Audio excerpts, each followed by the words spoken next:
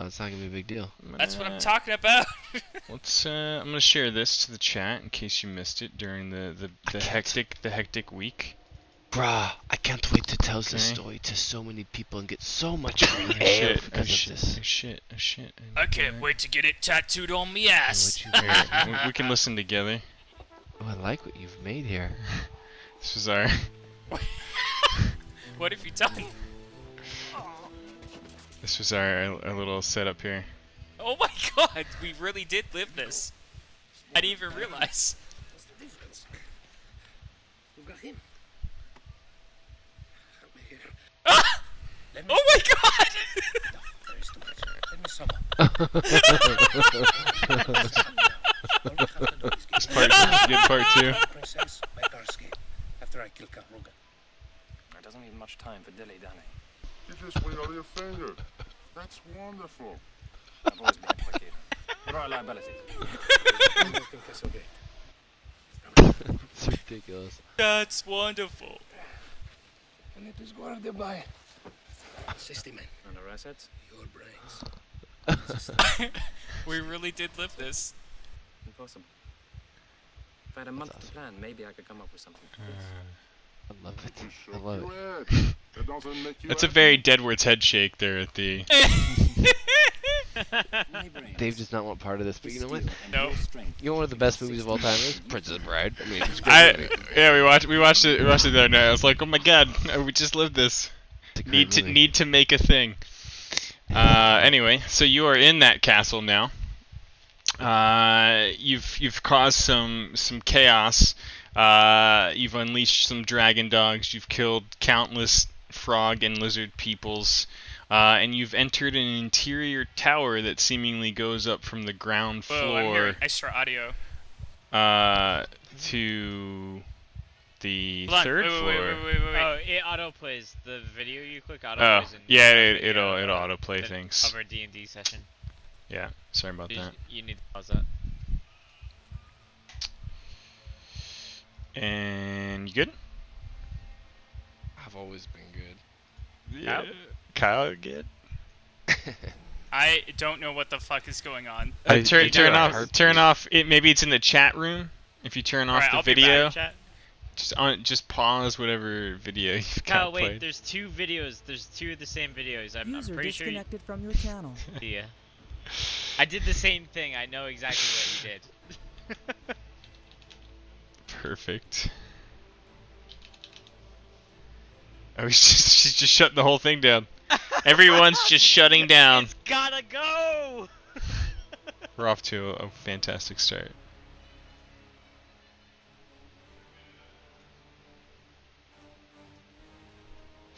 Alright. And the best part, there he goes. He figured it out. It's Discord.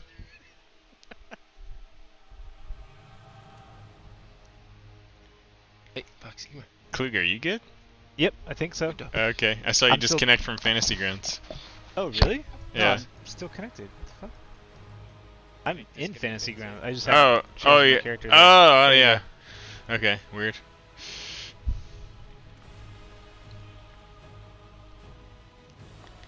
There you go.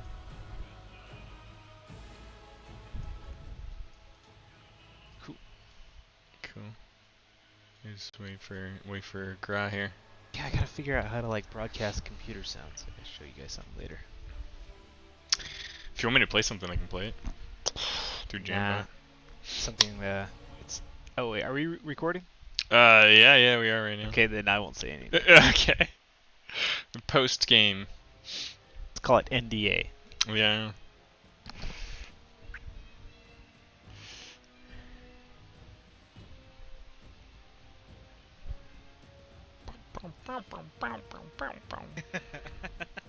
Intense beer pouring intensifies. Aha! That's gonna be the next character I play. Aha!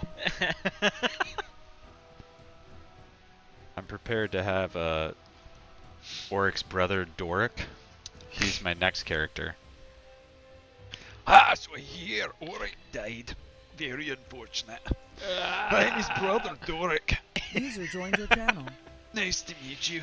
Have some faith in the group, man. Are you okay? Could you guys hear what was going on? No, were you?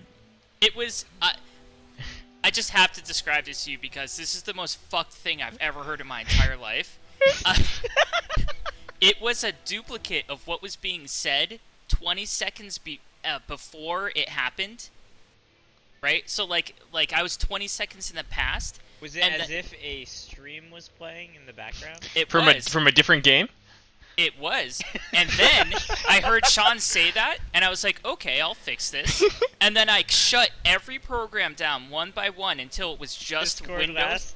No, until it was just Windows. Nothing weird. else. And then I even hit restart, and it was still playing as my computer restart in the background. And I was like, oh my god, I'm streaming my life to everybody. Oh my god. And then here I am. All right, we're back. So, castle.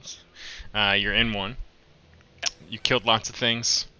Drakes are running loose, eating dead frogs on the ground floor. Snapjaw was murdered at the main portcullis tall gate that Auric kindly fixed. And you are in an interior tower. Very obviously, someone's quarters. You believe you had spotted, or thought you had spotted, someone in the bed on the ground floor, explored an ornate wooden chest that melted Gra's hands off with magic acid until he died and rose back That's up right, I again. forgot about that.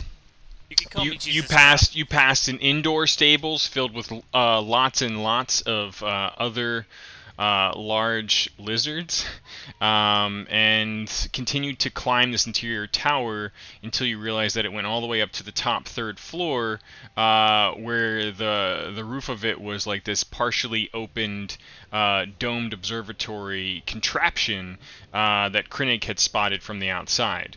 You also saw 4 statue-like figures perched at each corner of that room on the third floor, which is the last thing I think Auric saw. The rest of you were still down on the second floor of the tower, behind a closed door, in what appears to be someone's private study with warm burning embers still on a fireplace, and a closed door that looks like it leads off into a sleeping and like some other connected quarters. Stairs go up, stairs go down. The horns that the frogs began blowing out in their mud huts in the main entry area to this place have no longer, you haven't heard them in a while since coming in here. Things have certainly quieted down, but you know, your adrenaline would still be pumping. You're certainly not out of the woods, so to speak. And it's here where we begin. Does anybody need me to share anything, or have any pre-game questions before we get into anything? Even character sheet or, you know, like new to the game type questions. It's perfectly fine. Let's just get them all out of the way if we can right now. Sean. I mean, I'm so new. I wouldn't know what to ask. There you go. All right. You don't know what you don't know, right? Oh, I forgot to share. There's also the alternate poster for tonight that I lovingly crafted in chat with Kyle and Dave earlier. You can have this guy too. Yeah, I've got a question. Who's this motherfucker? I can kill him. Yeah, let's just kill him. We're gonna die. All right. Gra listens closely. He puts his baby hand up to his ear. It's still reforming. What does he hear? Is it quiet? Okay. Dead And so, quiet, or is all right. Well, real quick, Auric, you're up on the third floor alone right now. You kind of peeked up over the stairs to check this place out. Just to recap that, I don't remember if you made any checks or what you were doing up there. If you could kindly refresh my memory. When we talked, there was some discussion of sensing magic that was up there, I believe, because I had a questions that I asked you earlier. Yeah. So we're just gonna like look around the room, Okay. Not from where he, like, with Like his eyes. head up, right? And then like look around like. He does this, and then he's like, yeah, okay. And he slowly ducks his head back down and goes back down the stairs. Okay. Make one last perception check before you leave. Oh, what do you see up there, buddy? Did I come up too? You are down below. Oh, what's up there? Oric, you're like, Perfect. yep, something interesting going on here, but nope. You just start heading back down.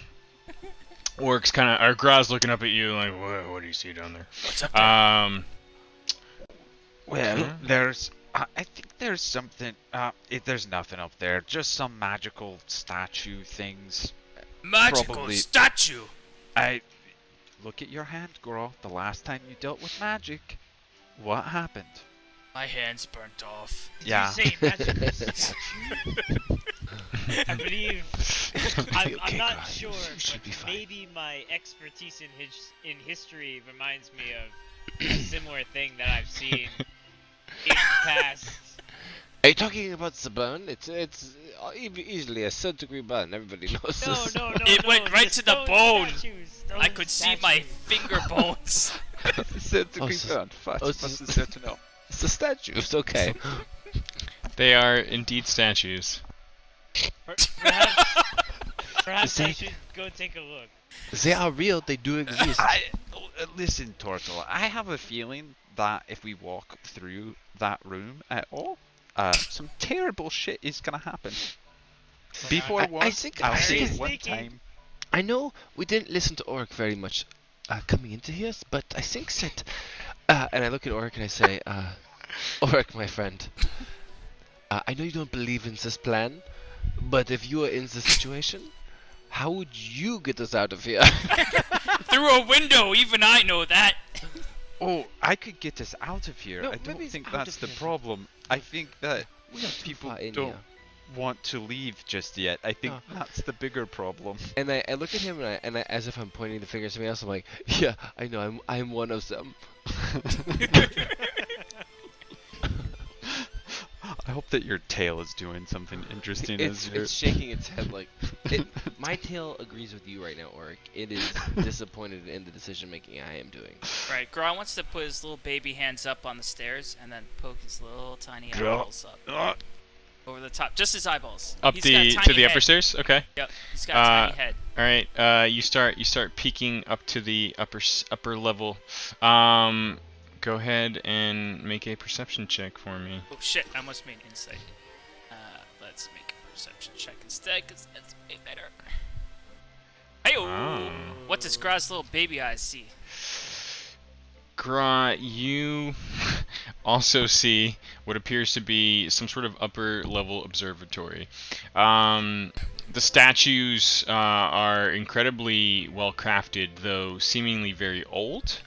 And as you're kind of like looking around, like, statues, yeah, weird contraption thing, and you're kind of poking down. Your eyes kind of catch. It's gonna be easier to just telegraph if you're on the map. Yeah, Gra, good job.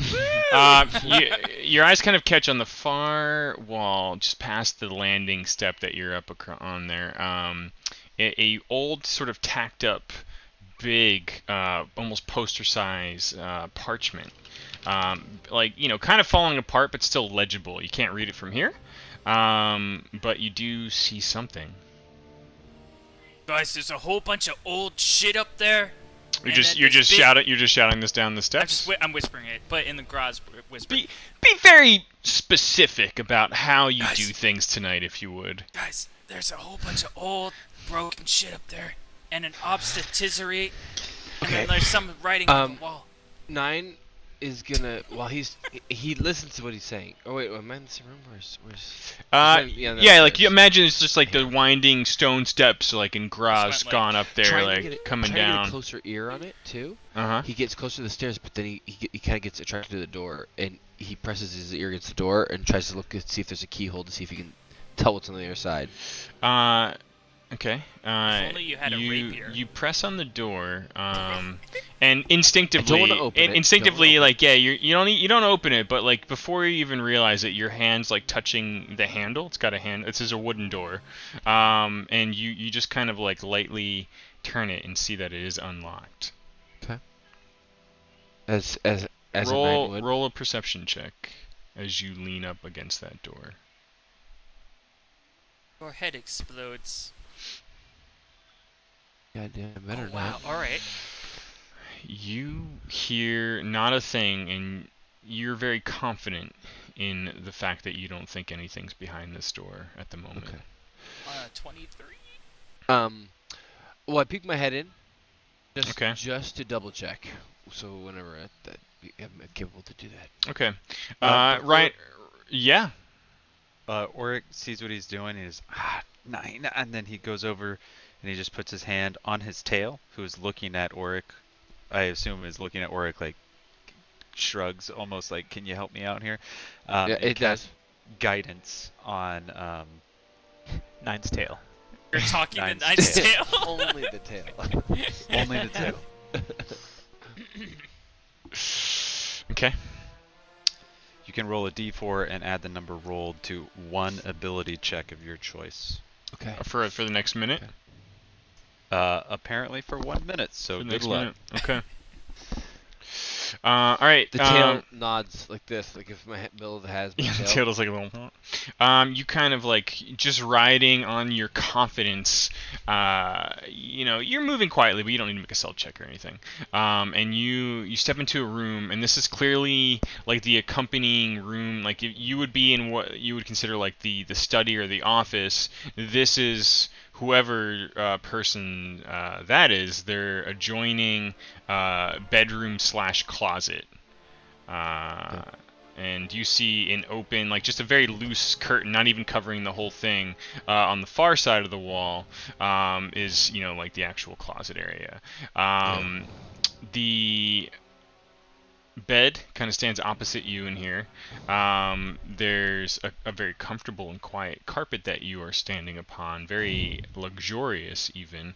And there is a wash basin kind of like over in this side of the room that looks not recently used, but it's been used in recent days.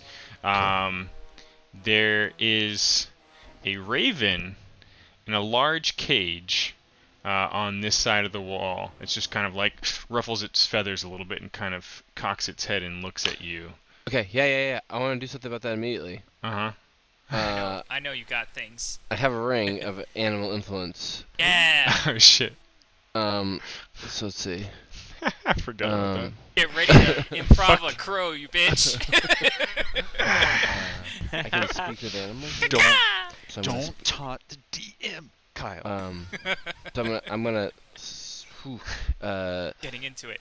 I'm trying to think. What would be better, to speak with the animal or to? Let's start with speak with the animal. Okay. You said it's a raven, right? Yeah. And I say, okay, do I start with the? I don't know how speak with the animals works. I don't have a. So you're using the ring? Yes. Okay. I Green Lantern his ass. I point the ring at him. We'll time jump back to anybody else if they're anything, but we'll focus on this scene for a moment. So your ring of animal influence. Just do that here. It's been a while. Let's assume it's fully charged because it regains charges. And you're using this animal friendship or the speak with animals spell. I don't. Is there a way you can bring up either? Oh, I guess. Yeah, hold on. The link's on my broken tablet here. right now, so it sucks. Speak with animals. I'm really impressed that you're able to do that, by the way. On the tablet? Like, we live in a crazy technological age. Yeah. No. Age of discovery. Sorry. That's but it does pretty well for the predicament. All the programs it has to run at this point. Okay, that's what you're looking at there. So, Thank you, sir. These are not concentration, so you could cast them one after another. Oh wow! All right, Double up each on that. one you have. a You have charge. 3 charges. Each Yep, one 3 has a charges. charge. Yeah. Speak with it, befriend it. Yeah, I mean that Fear it. makes a lot of sense to me. And then Our okay. Are the dragon dogs? I mean, they're animals, right? Or are they considered something different? No, they are considered something different. Okay, just making sure. 4 or higher. Is there a way I can tell what by looking at a goddamn raven? I mean, I don't know. I don't have anything to scale. Like, is there something you can help me? What part are you hung up on here? Well, animal friendship. Oh, the intelligence. Okay. Intelligence of 4 or higher. I bet your ranger friend would know. Matsu. I with behind the curtain, I turn back to Matsu and I say, Matsu. Hi. On a scale from 1 to 12, what would you say the intelligence of a raven is? Based on. Oh. Yeah, go ahead and make a nature check there, Matsu. Okay, let's go ahead and do that. Nature. I like how that just worked out. I never did that well enough. That's cool. Matsu, you think ravens are very clever creatures, but they certainly wouldn't rate any higher than a 4 on a abstract intelligence scale. My friend, I would have to tell you that ravens are not that smart, but if you are not careful, they could trick you. I'm gonna use I'm gonna use animal friendship on it. Okay. On the raven. Okay. Because with the purpose of trying to mean it no harm. Okay. All right. To lure it into comfort. Okay. I say, I am friend, not foe, raven. Okay. Hopefully that's it still gets to make a wisdom saving throw. Yeah. The I don't like Cronus. It rolls really high. Oh, not wait, he outsmarted you. To get wisdom. Otherwise, if the beast is for its spell, if it's 4 or higher, it fails. Otherwise, it still must succeed on a wisdom saving throw or be charmed by you.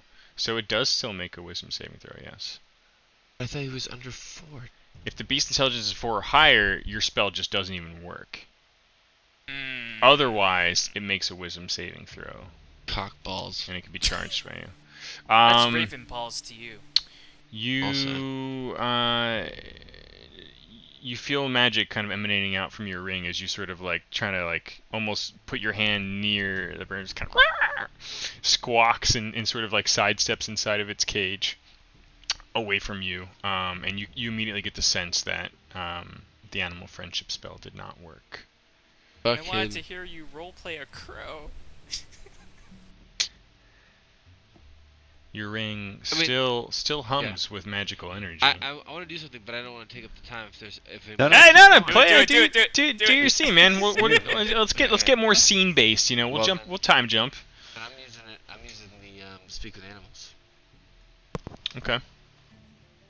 Because it seems to still be glowing and vibrating in my finger.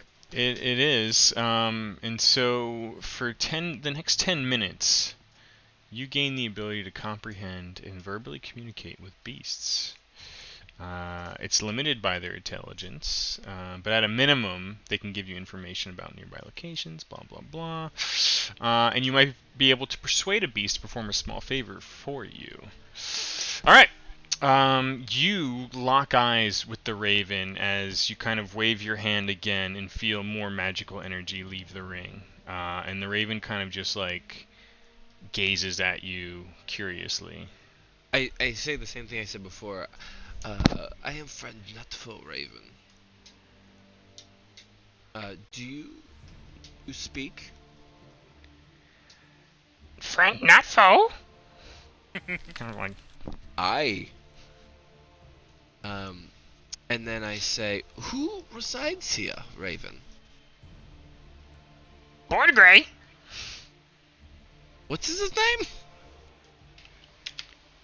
I think he said Borngray. Gra whispers, Borngray. He said Borngray. Hey, racist Gra. Matsu's hand clenches at the sound of the name. Okay. Oh. What is Borngray doing now, my raven friend? As I reach into my pocket, do I have, or I reach over to Gra. Gra, some meat, Gra. Okay, I know what you're talking about. I take out a pretty heavily greenest weed hen, and I didn't want the greenest weed one, but it's perfect because this is gonna make it more fun. I shred it up into little bits so he doesn't realize that he's eating his own kind, and then I hand it out to 9 to give to the bird.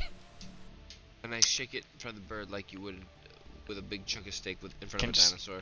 Just pecks at it a little bit. I like it. Born Grey. Raven, my friend, what is upstairs in the observatory? And I use I use all the body motion. What is double hand question mark? What is upstairs? And I do the little circle spirally bit because it's a spiral. What is upstairs, Raven? With advantage, make an animal handling check. And you have an ability thing, unless a minute has passed. No, yeah, you could use that if you like. It's about to run out though. And handle his animals. Oh! Okay, well, I'm gonna use it. What is it? It's a 1d4. Rock balls. Let's get that for you know what I'm saying? Let's get that 4. Let's get that 4.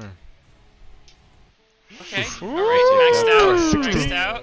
That's what I have He continues to peck at your open furred palm and takes the last bit of meat and kind of just drops it into the bottom of his cage and like drops down. Sort of pecks at it, ignoring you for a moment, and then sort of flutters back up to its perch. Kind of looks. Born Grey. He's kind of looking at you curiously again. He's looking a little more receptive at the moment. Raven, what do you do here? This Born Grey one more time, I'm gonna be pissed. Oh, I Raven. For the sanity of all of us, he continues to kind of squawk back and forth in confused, simple mimicry type patterns that you start to discern. Gotcha. He indicates that the upstairs observatory, Born Grey and Dragon person visit on occasion. Okay. Alright, well then, I say, well, it sounds like Born Grey's upstairs. And I say, thank you, Raven, and I walk out, because, I wanna look in all the rooms. Okay. I mean, your Carefully. enchantment is still active for some time if you have any additional questions before you leave. I don't feel like he's gonna be of much use. I look at Gra and Oric and say, do you two have any questions? Does he know anything about magic? Before I walk all the way in that room, I kind of hold onto the corner and just stick my upper half around the corner and say, "Oh, Raven, do you know anything about the magic?" Upstairs, I mean. Upstairs? I say in addition. They use magic. Red one come visit. Dragon Man. Magic. I relay all the information to Oric. Okay. I don't speak bird. I'm kind of hungry now. Okay. Hey, my friend, ask him if he tastes good. Oric, no. I Don't will. ask him and I that. say, Nah, and then I damn it. turn to the bird and I speak in my bird ringtone. I say, "Thank you so much, Raven. It's good," is what I say. So it sounds like I'm saying "tastes good" to Gra's ears, but I'm not saying that. What do you say? he Does it taste good? Yeah, I hope he gets some satisfaction out of feeling like he was heard. Not taste good? I like ravens. He continues to kind of flutter his wings and look at you curiously. He Won't squawk loudly. What's the bird saying? Walk loudly? Caca! What does that mean? Maybe don't kick What off. does that mean? Once cluck loudly. you heard him say he won't squawk loudly, Oh, won't essentially. squawk loudly, okay. Yeah. Alright. So, hey, Nine, is there anything in that closet area? I'm looking for either rings, names or information about leaders. Nine, or be careful. subordinates. Just kind of fleecing the room. Yeah, these two rooms. I was just trying to give you like a 3 things that I'm in particularly looking for. Roll an insight check. Or sorry, investigation. What were you saying? Investigation check on. Right. What are the rest of you doing while he's moving Trying to about? warn Nine that my hands blew off the last time I went into a room in the back. Oryx's gonna go over to Krennic. Okay. He's gonna head towards the doorway where Nine is. You see the ravens kind of like looking at all of you moving about. Every chance I get, Nine's just reassuring the Raven that everything is okay. We're friend not foe. Matsu definitely is taking notice to the Raven, like weirded out a little bit by the Raven. Like a piece of fabric flies across the thing, and you just stick your head out, and you're like, That's okay. Think about like a dog that's barking at work. Yeah. You know? Shh. Okay. Hey, no barking. No. It's gonna be okay. Everybody is friendly here. Gross stands in front of the Raven, so he can't see what's going on. Bruh? I cross my arms. What?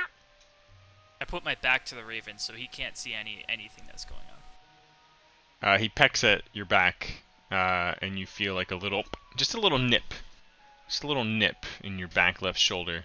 Okay.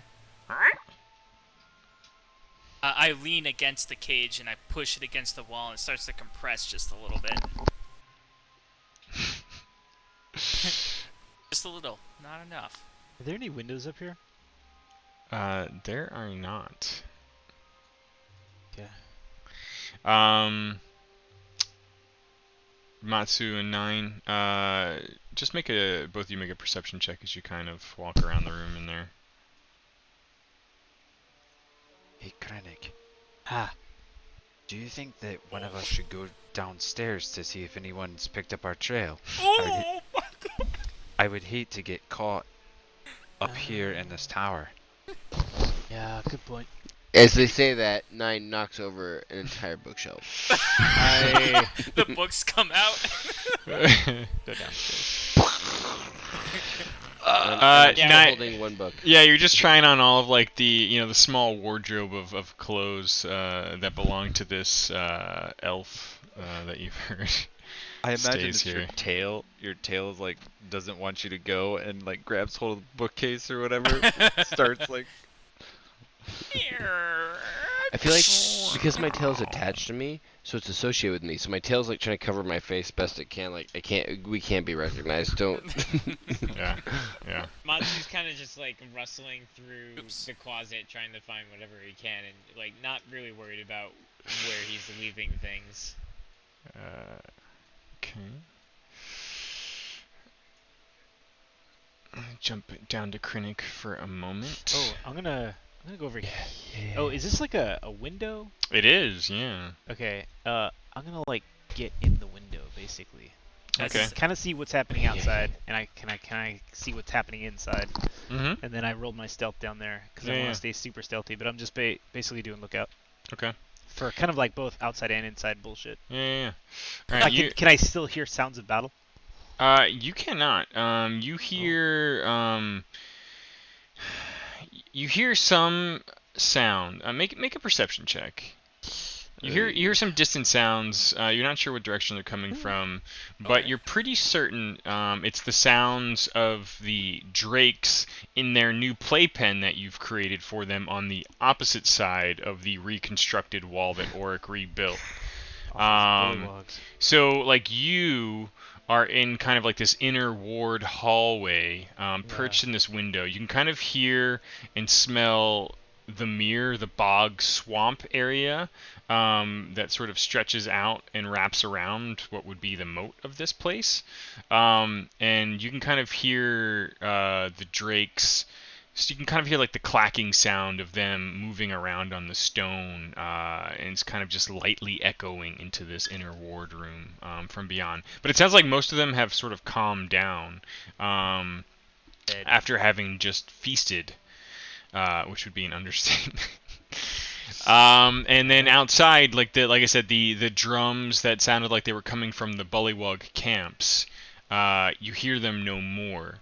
The exterior of this place has, in many ways, quieted down into the dark of night at this point, and you don't really hear much of anything other than the occasional sounds of like using the dog analogy again, like distant dogs in the adjacent room to the south. Okay. Upstairs, 9, Matsuo, and Gra, as you move about up there, fumbling about, knocking things over, Gra, you kind of, I don't know if you adjust your weight a little bit, and 9, you hear the Raven say something that sounds like, "Oh, squeaky spot, squeaky spot," and like you notice that like Gra is standing on what appears to be like a loose floorboard. Hey guys, Nice. I know the difference between a sturdy and a loose floorboard, and this one seems a little more squeaky than the rest. Right, Oh, give me 1 second. Gra, take over for a minute. I know a thing or two about squeaky floorboards. Let me take a look. Right, I lift my foot off the floorboard and I motion to Matsu to come take a look. As I push, Matsu fully extends his neck to get in nice and close. Okay. Pick up the Steph? floorboard. You have to lift up the soft rug that was kind of dampening the sound, but it wasn't enough to dampen the weight of Gra. And as you pull the rug back, there is indeed a loose floorboard with a small strongbox inside of it. You could pretty easily peel back the board and remove this if you wanted to. all the hairs on Gra's head stand up, and he takes the raven cage in his hand, and he walks across the room to the other side. Says, "I'll let you handle this one." Matsu gets right in there and peels back the floorboard and picks up the box. Okay. Alright, you pull out the box and the floorboard just shuts back down. The rug, naturally, as if done many times, just sort of easily, naturally just kind of furls back over. And you hold in your hands a small steel lockbox which has a small keyhole on it. And it definitely seems to be locked. Turtle! Matsu no, ignores Gra and shakes the box a little bit. No, don't do that! As the turtle shakes the box to Gra's terror, you hear the clinging sounds of coins and other heavier objects rolling around inside. In the other room, Grimlaw kind of looks at Auric ponderously. Where do we go from here, friend dwarf? Well, we don't end up in a grave.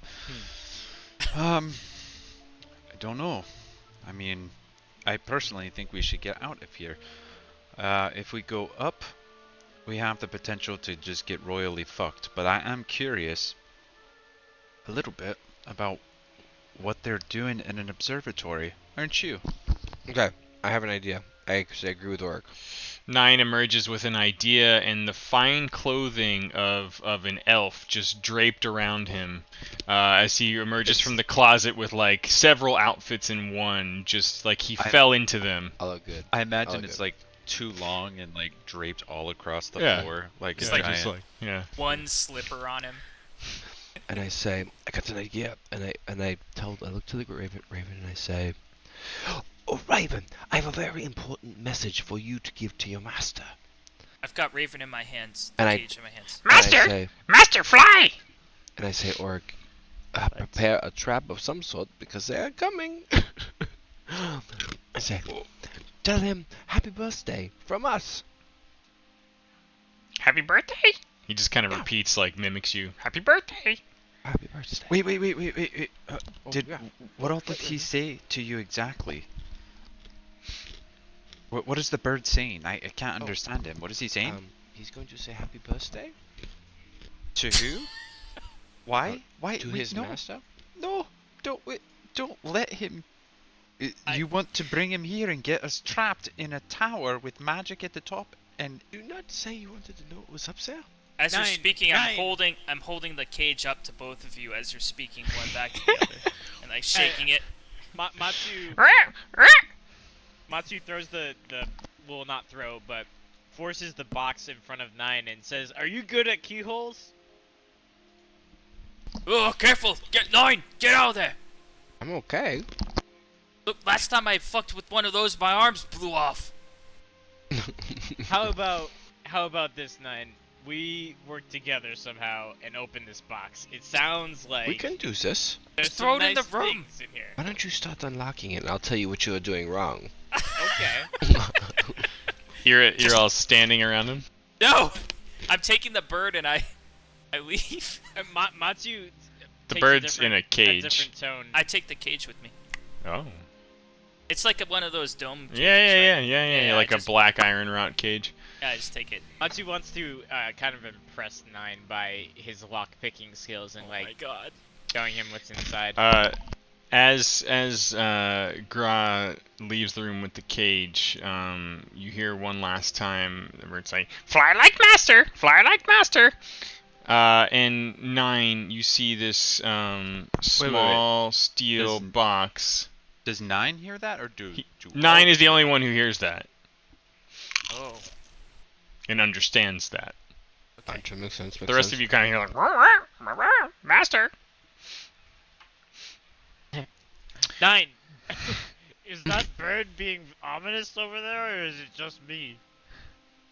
Oh, he's going to go wish his master a happy birthday. Oh. Okay. Okay. So, 9, Matsu clearly holds in his hand a small lockbox. I all of a sudden lose interest in the bird and look directly at that lockbox. Okay.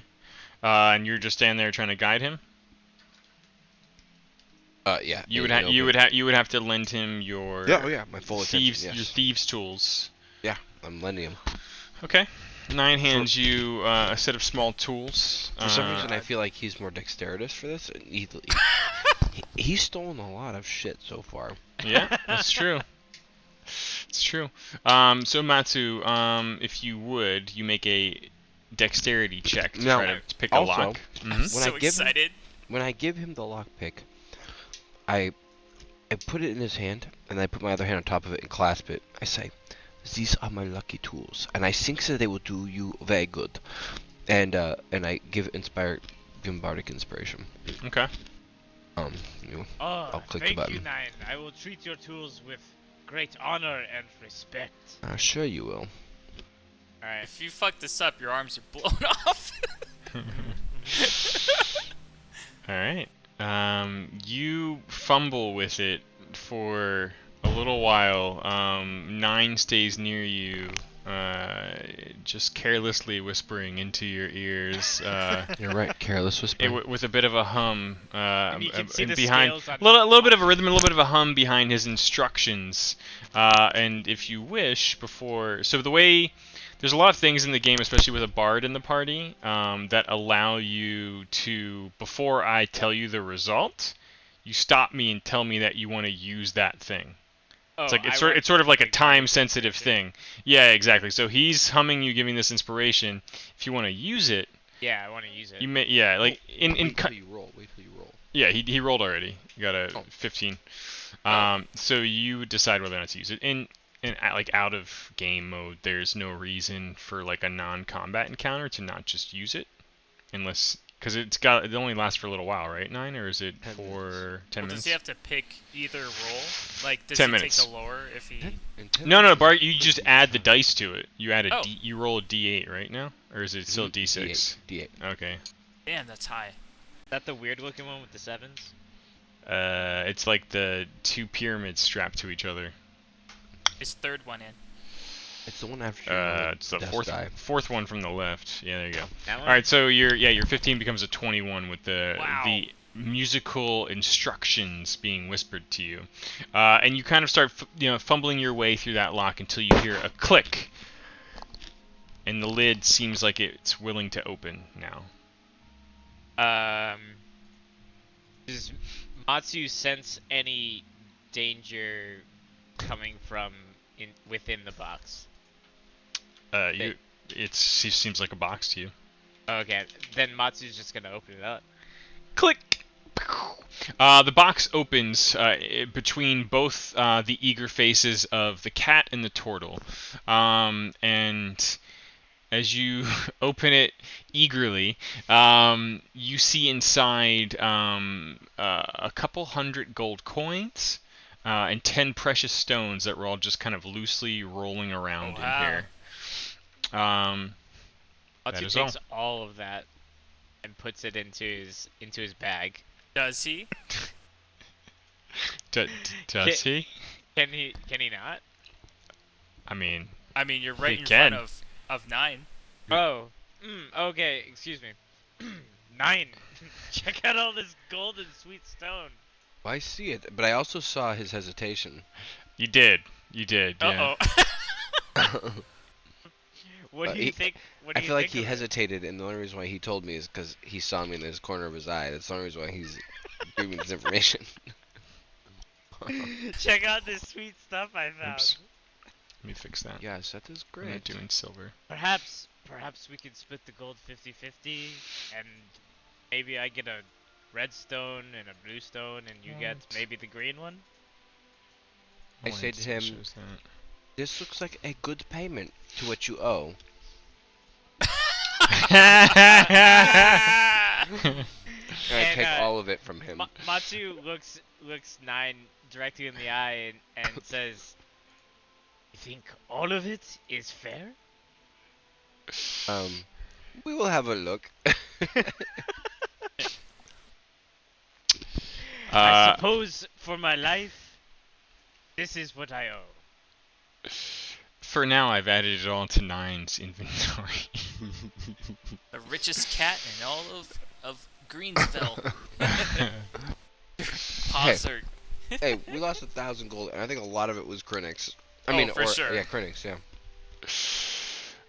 yeah. Meanwhile, down below, perched in your window, you catch the sight of some dim torchlights kind of moving around the swamp as if a patrol returns towards the frog huts, the bullywug huts to the west. You kind of watch that group slowly go in that way, and it's about a dozen or so dark silhouettes that you can see with your ranged owl vision. 120 feet? Yep. 120 degrees too. Oh shit. Yes. That's Yeah. about right. Yeah. Okay. It's not very far. That's Feels like they're not urgently trying to break back into the castle, so that's good. As far as you know, that is correct. Did you come down through the stairs on the right or on below you? Below me. The Okay. one I that's won't to the right. believe So the one that's to the right is a parapet. I think the one to the left is also a parapet, and they are all dead ends. You're talking about the two towers on either side of you? Yeah, like over here and then over here. I think these are just dead ends because they go up to the parapets. Yeah, well, actually, you don't know for sure, right? So when you guys were coming in here, I went up this one, no one went up it, I don't believe. No one ever went up that. You looked into the room. It was described as an awful cesspool, basically a porta potty room like that had a dilapidated floor, and it was just filled with like some rotted wood floorboards still there, and a partially dilapidated stairwell that still went up to a second floor. But it looked like it was going to collapse. It looked like if you it touched probably went down to a lower level at some point, but at this point it is filled with feces and refuse. The stairs were still partially intact going up, but they did not look like the most comfortable climb. Were they covered in feces? Partially, yeah. As though. Yeah, people don't as if go people there. people perched off of like some of the stone steps and just kind of like shit down into this room. Yeah, and like the base floor, like some of the other areas of this look like they would have been made of wood at some point. But it was mostly dilapidated, just turned into a garbage pit / latrine, and it was probably the most foul thing you've ever smelled in your entire existence. Owl joke. Yeah. Oh, because of foul? Yeah, the most foul thing you ever smelled. No one has really explored the corridor to Yeah. the west of your window perch here. Yeah, so in as that, of yet. because this whole area was a pen for these drakes. Correct, and this is an open sort of and it's open. doorway. Yeah. So the drakes could have gone up there should they want Oh, to. sure, yeah. Okay. Yeah. I'm gonna go over to. Yeah, I'm gonna go over to that doorway and just kind of peek Okay. the corner. After holding down the fort and just kind of like watching quietly for some time, you get a little curious. Oh my god. And Staying very stealthy. quietly, like a bird of prey, just continue to move through this area. Let's see. Another bird joke, because he's a monk. A bird of prey? So. Come on. I got it. Yeah. I didn't get it. 1 second, please. He's on fire. I think everybody got it. They just rolled their eyes at you. That was a get dad it. joke version. Yeah, that was. Can you go ahead and make an insight check for me as you come into this room? Shit. The sculpture's made of wood. Be on it. There are a lot of tables kind of set up in here, especially in that northern room. And like kind of all along this wall even more so, almost like if it's like partially a workshop, and like under the tables it's clear that these sort of drakes have kind of almost like curled up and nested under there, but clearly like a bit of a workshop on the top level. Like people are using this to construct many things made of wood. You don't know if it's crates, chests, barrels, just general repairs for this place. You don't know what exactly it's used for. If only you knew somebody who would. Are there any more drakes or any signs of it? No. Okay. No. So this doorway here is closed, right? Because that leads back into this the common area. That doorway looks to be completely barricaded. Yes. Right. Okay. So then this way, is this a wall? No, sorry. That looks like it opens up into another room. Oh, there's like a door there? Yeah.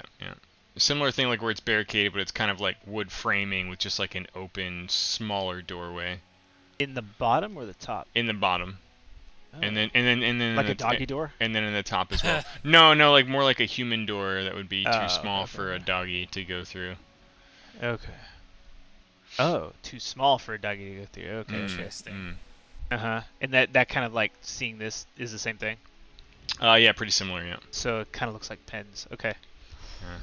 All right. I'll go back. Okay. I'll go back actually to this perch just so I can get a better look at this barricade we made over there, just to see if anybody comes up to that, or if there's light in that room. Yeah. Then I'll know. Okay. All right. You perch for a little bit here. Auric and Grimlaw. You guys are just kind of Grimlaw milling about, contemplating your predicament as the creatures in the next room jingle about what are clearly the sounds of coins and other things, and Gra emerges with like a caged raven that you've heard squawking for some time now. The only words anyone other than Nine have really made out here are the master. Everything else is kind of a little too strange and animalistic for anyone to understand. Nine, you still there on comms? Yeah, I'm here. Okay, you said you disconnected in Fantasy Grounds. Oh, weird. Yeah, an issue for a second. Okay. Orc, look what I got. I call him Squawk, and I shake the cage a little too hard. No, I wouldn't do that. Don't do that. No, Gra. And Oric kind of just steadies the cage a little. There you go. You're gonna piss it off, and I've dealt with sorry, birds. sorry, They're sorry, very sorry. angry. Okay. Grimlaw, I can't help but think that this tower is somehow important to what the cultists are actually doing. However, I did detect a lot of magic up there, and I'm a bit hesitant to explore. Do you think, Grimlaw, it's worthwhile to go up there? I mean, at this point, I assume if our goals are to survive, we should get out, but I don't think that's an option. So I guess we should gather information while we're here, yeah? Wait, because the last time I asked Grimlaw this question, he rolled like a 10 or something. Let's hope he doesn't fuck this one up. Oric lays his hand on his shoulder and casts guidance. It's a plus D4, right? Yeah. Have you actually let me do that? Yeah, sure. Rob puts his hand on the other shoulder and says, "Go for it, buddy." Oh, Jesus! So close. Yeah, so close to nat 1. It's just funny. Because Oric, we're sandwiched between very undesirable things right now, but the fact is, our goal was to follow the money and figure out what the cultists were up to with it. Yes, that's what your masters, your friends, set upon us before we left the dragon eggs in El Toro. I mean, if we're trying to find out what they're doing, unfortunately, I think that means exploring the observatory above us. Very good, Oric, very good. And he just... Now, I don't like this situation any more than you, and by all means, we could have approached this 1,000 ways more appropriate than we have. User in your channel timed out. But quite literally 1,000 ways, because I think quite literally. Quite literally 1,000 ways, yes. I mean, look at you all. You look like the very men and women and creatures who first acquired me in the town of Greenest.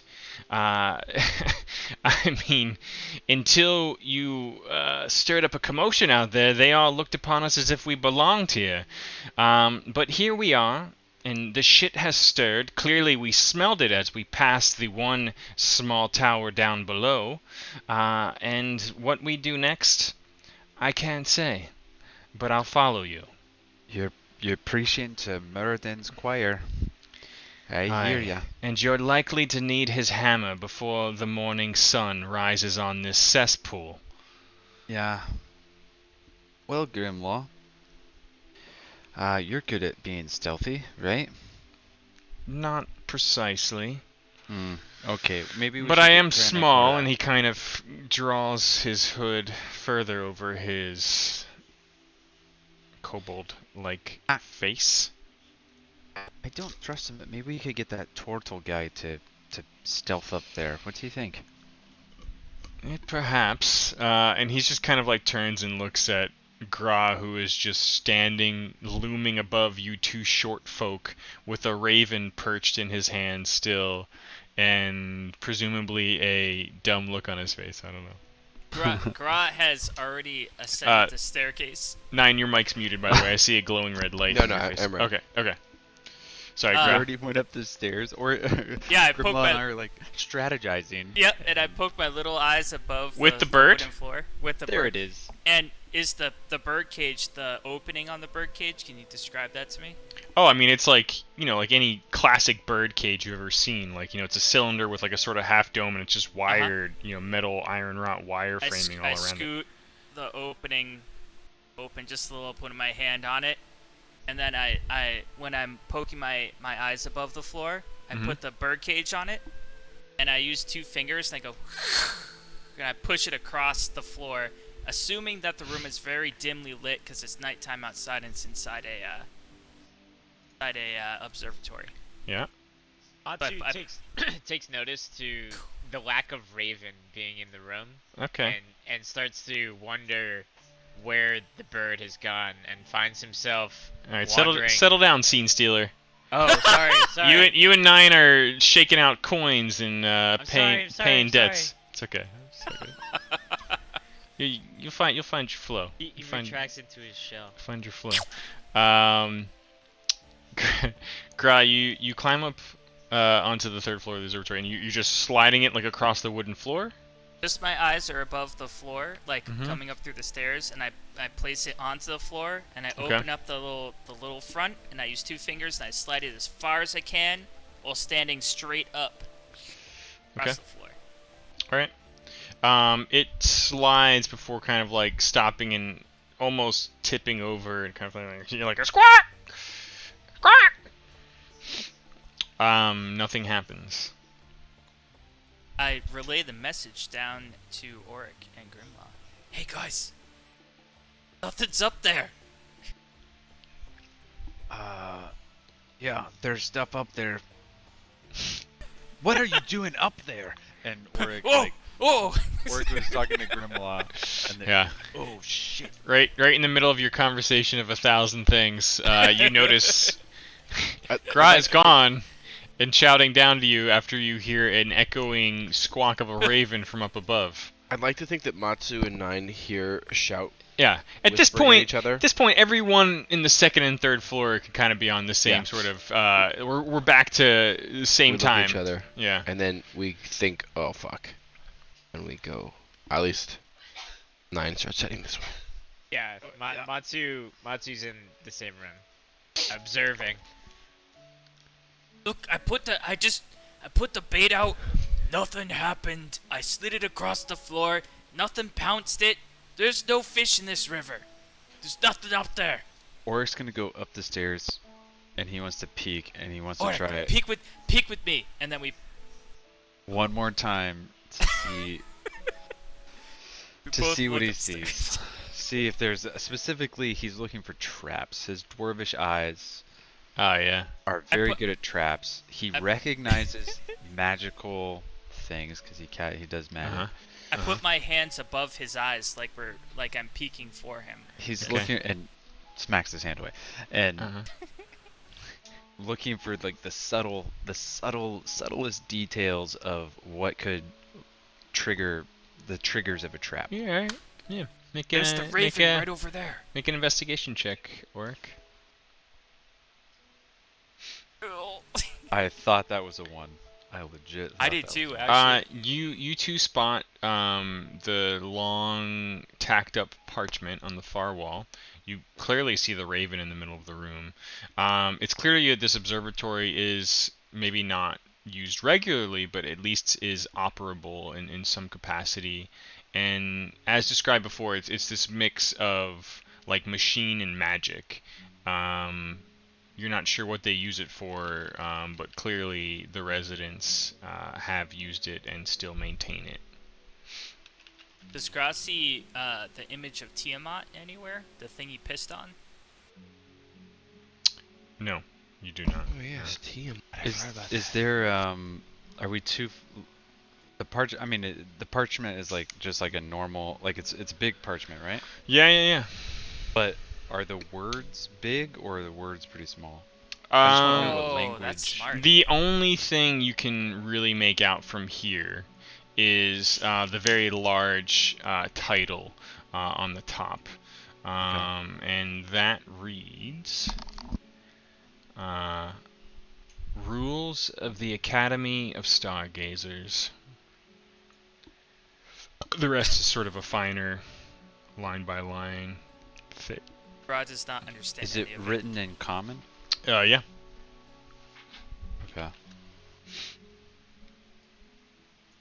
What? So, do you want me to? Is it really dark in there? Is there any source of light? It's pretty dark because I mean most of the panels up top in the dome are all closed except for one, and there is a bit of moonlight kind of coming in from that. But Alright, maybe I should throw like a torch in there or something. Look, What? Why? I don't know. I feel like really important. Like we should be up there. There's a lot of clues. There's a crow in a cage over there. He's not dead. But you put him in the. Okay. Are you saying we should go in the room? No. I want to throw a torch in the room. Take a little better look. Is the floor made of wood? It is, yeah. Maybe. Okay, maybe we should go. I shouldn't throw the torch. Nine knows that from previous experience that Matsu is pretty sneaky, and I say, I think that Matsu and I should go take a look. What do you say, Matsu? God, guys. I think I could easily get past this. Because I know contraption. I've seen how sneaky he is when he steals shit and pins it on us. I'm just trying to play to his strengths right here.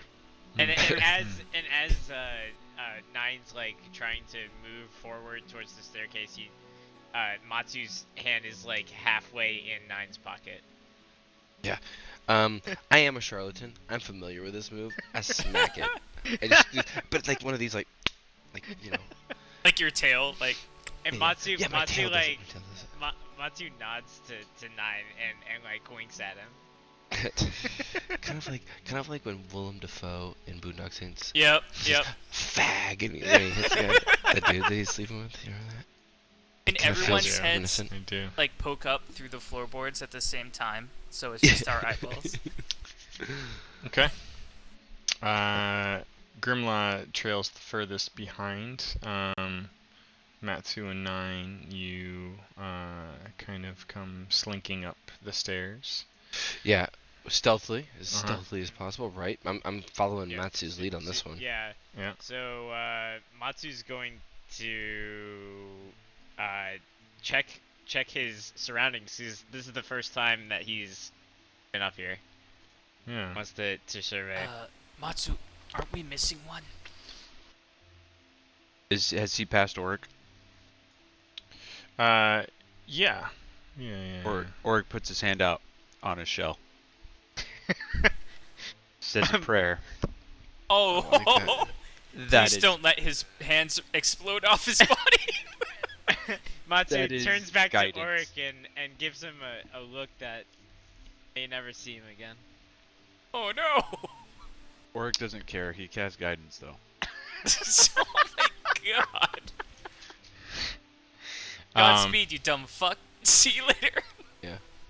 I'm So- pretty sure Urk likes turtle soup. He doesn't really care. Oh, Matsu, gross. Matsu and Nine, as you step like sort of proper into the room here, you do see that like up above in this sort of weird contraption that kind of makes up this sort of partial brass dome with one panel open. Out each of the sort of diagonal walls, there is like a small natural stone window, just like a hole really.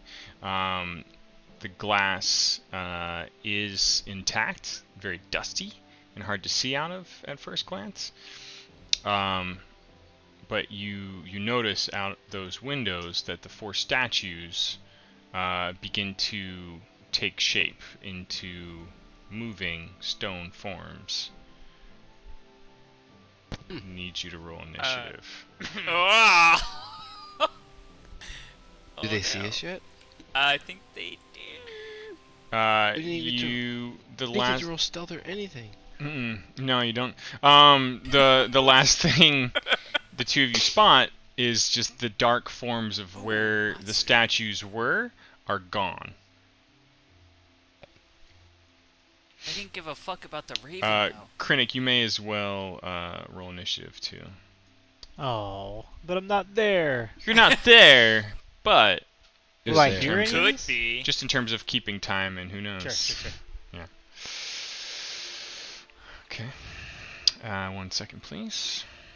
They gonna didn't do- care about the raven, but they care about us. Interesting. I don't know. Tell me if I heard it or not. I rolled a 20. Oh. You have been very observant. You hurt the thing that's not with you.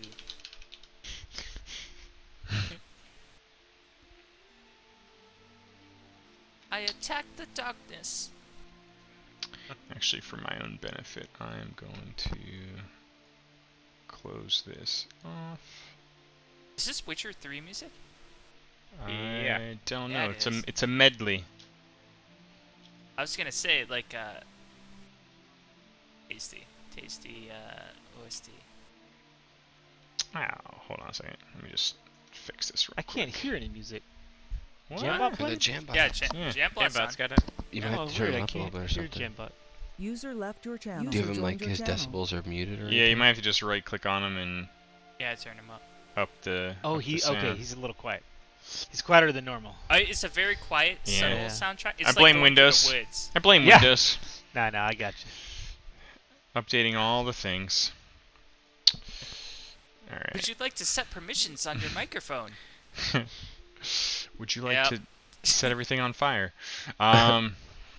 So the two of you sort of step in across the landing of the top steps and just take a couple quiet steps into the room, but immediately notice just these forms where you thought you saw statues, and like you're kind of like looking around the room, and then as you scan from one window to the next, they're just gone.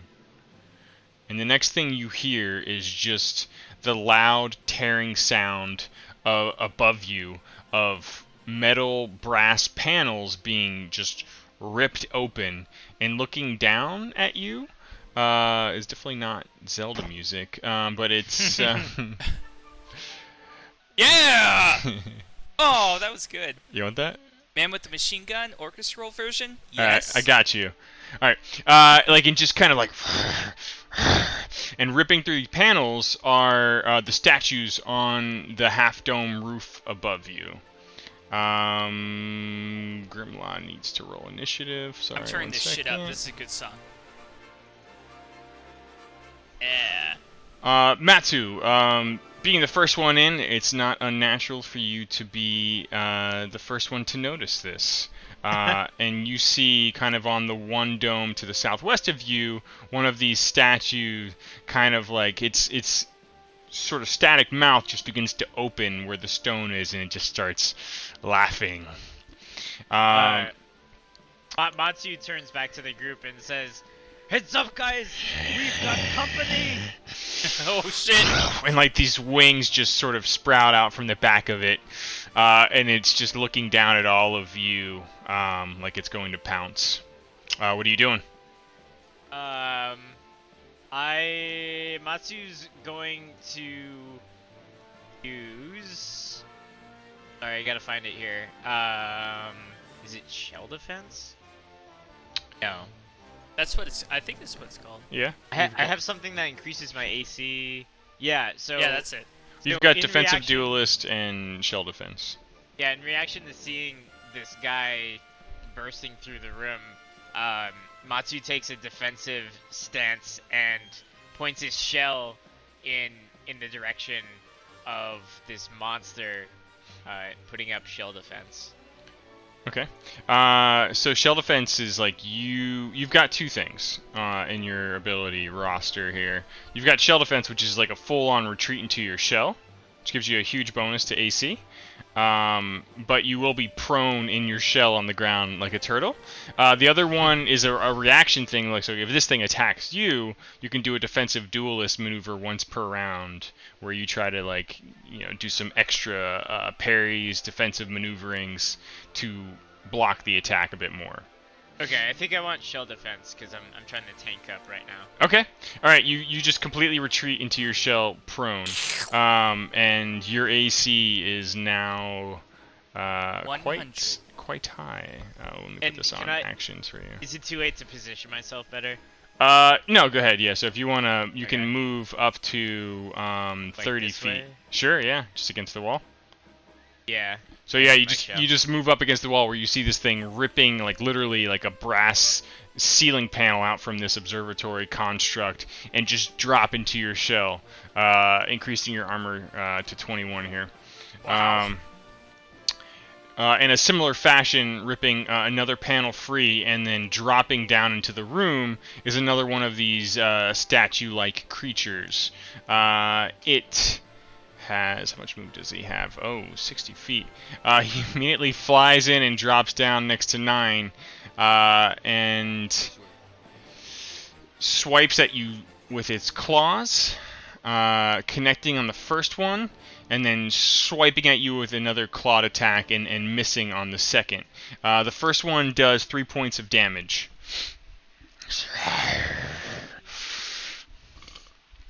Oric Redbeard.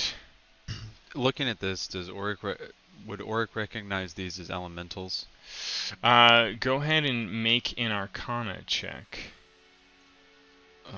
Okay, Arcana. You're quite sure that they are elementals, yes. Stone statues come to life. They're either gargoyles or some other strange construct. Okay, so that's interesting. Okay,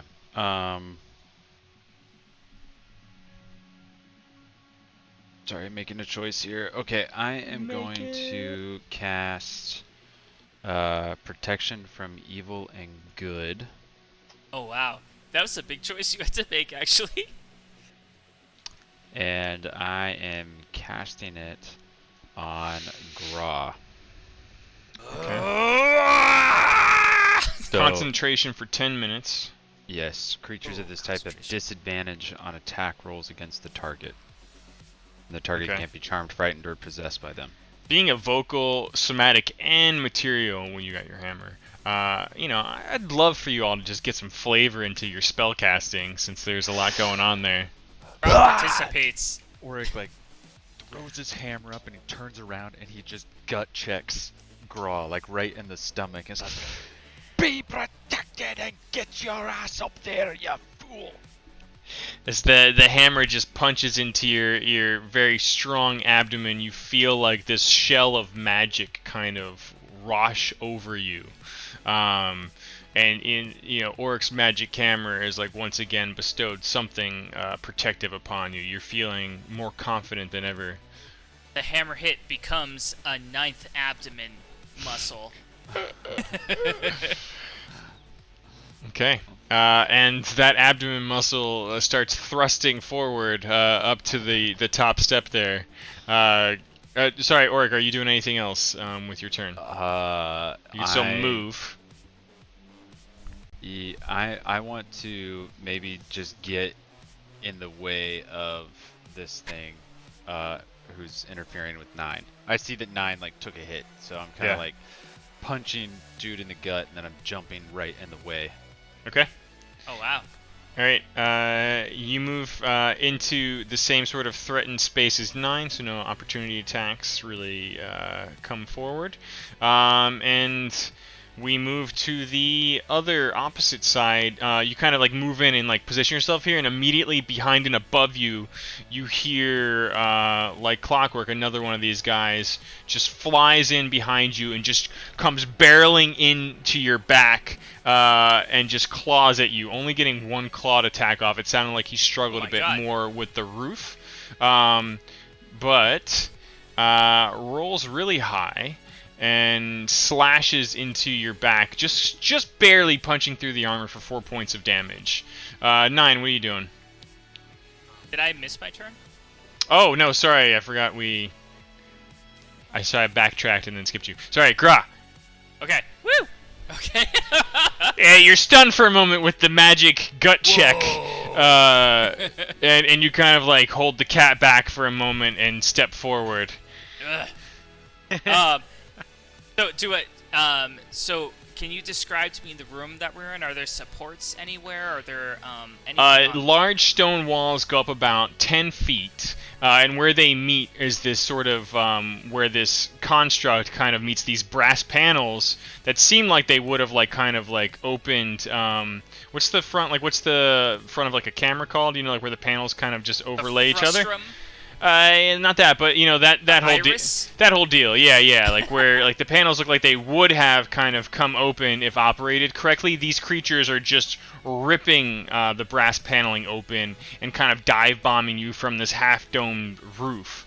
And along, you know, just like any kind of dome, there are these sort of arch structs between the panels that are still like intact. But these things, 3 of them now, one still perched above and peering in, are coming at you all. All right, and that was my second question. There's 3 of these guys. What are their height in the room? Am I able to attack them? 2 of them are on the ground level. A third one to the southwest is still up on the dome about 20 feet up. Okay, I'm going to attack Impartial Brave Smile with my greatsword. Okay. You definitely connect and just immediately come charging in behind Oric and slash at this thing that's just clawed at his back. And you do a little bit of damage to it. You find the stone skins quite resilient. Alright, I'm going to use Maneuvering Attack. Mm-hmm. I don't know how I'm going to cast this. I don't think I can just drag it in. Maneuvering Attack. So when you hit a creature, you can go ahead and check off one of your superiority points or whatever. You add it to your damage roll, so I think you should have a damage roll on there. You could drag it on the creature.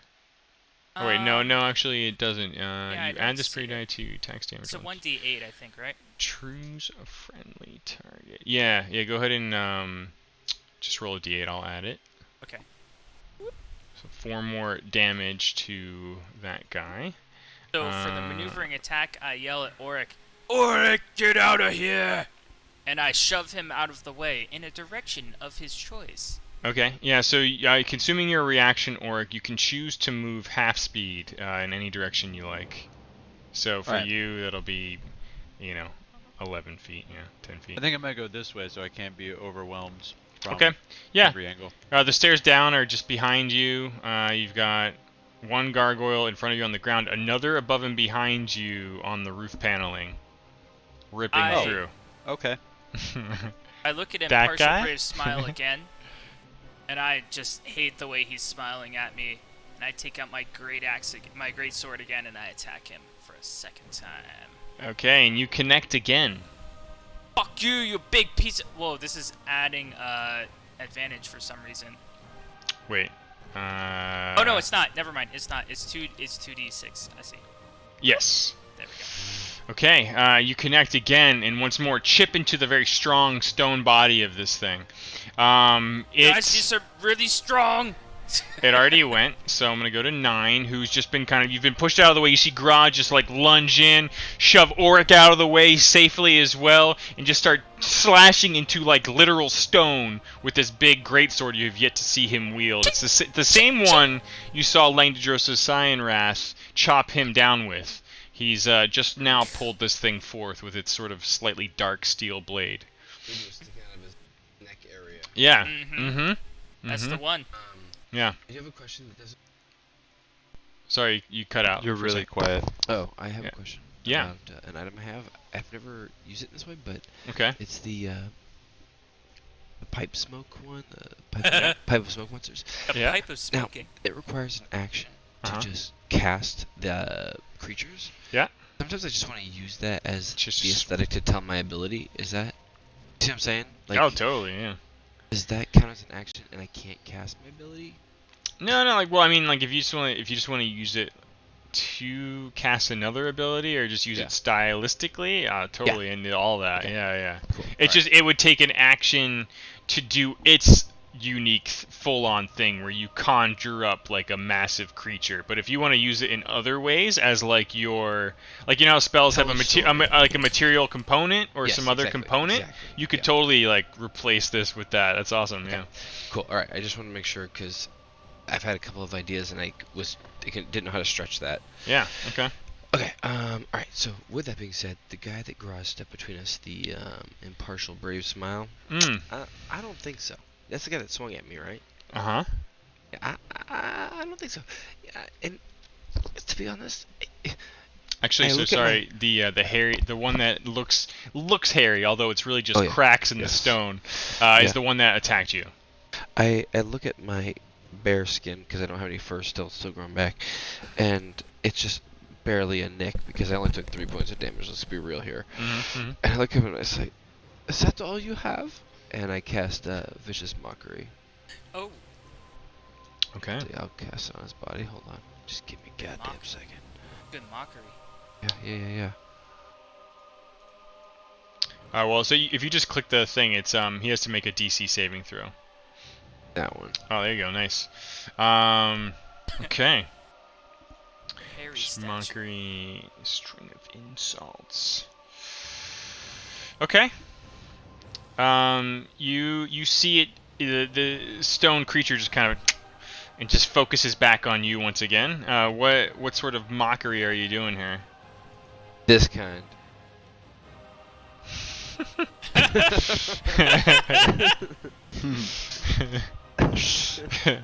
then Fair enough. It also gives him the disadvantage of unless it's tech roll. Well, I already said my mockery. Yeah. Okay. All right. Krennic. Yeah. You while perched in your window and rolling a natural 20, do indeed hear like the I don't want to say screeching, but the sound of like metal being sheared and ripped. Not only echoing out from the open archway that leads up the stairs, but like out the window as well. You kind of hear like the familiar sound of like batting heavy wings, followed by this like ripping metal sound above you. And it's been some time since you've seen your allies. Yeah. And with that same natural 20, you could easily infer something is going on up there. When I was up there the first time, did I notice that it was open? You did notice that one of the panels was open to the night sky. I will fly up there on the outside. Okay. And for you, with your crazy speed fun, Oh yeah. Fly at 60 feet. 60 feet. So you're on the ground floor. You could what totally is it? fly up to the top floor, I think, in a single move. Oh, cool. Awesome. 24. Yeah, because you're already like in the window. Yeah. Yeah. And you Okay. like just like a bird of the bird of prey that you are, like you just come like flying up above, and you see the now very open brass ceiling. You're just kind of like hovering there with your wings out. You see ripped ceiling down below. You see your allies engaged with these now moving stone statues. You see, in fact, a fourth one on the opposite side. Also, like starting to claw and rip at the panels. On the opposite side of him, you see another one kind of perched on the angled brass dome. Like he's already got his clawed stone fingers around another of the panels above, like where you can now see the turtle and the dwarf.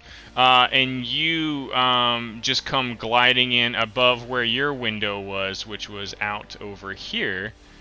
And you have let's say you glide up and you still have about 20 feet of your movement left as you get up there in your first move. So fast. Yeah, I can't reach him. Let's see.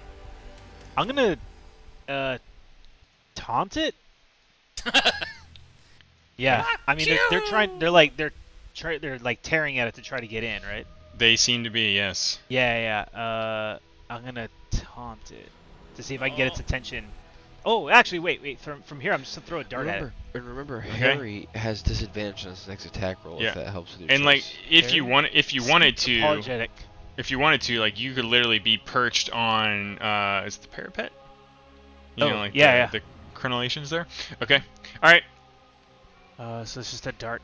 This is a regular dart. Oh! You anxiously and hurriedly like fly up at the sounds of what you think is, your potentially your friends in trouble, and you just kind of like fumble over the crenellations in the wall and just throw your dart, and it just goes sailing into the night sky. And it's everything you can do to hold on to your grip at the edge of the thing, but you you stand there, you hang on, and you kind of start to slip a little bit. Go ahead and make an athletics check for me. Oh!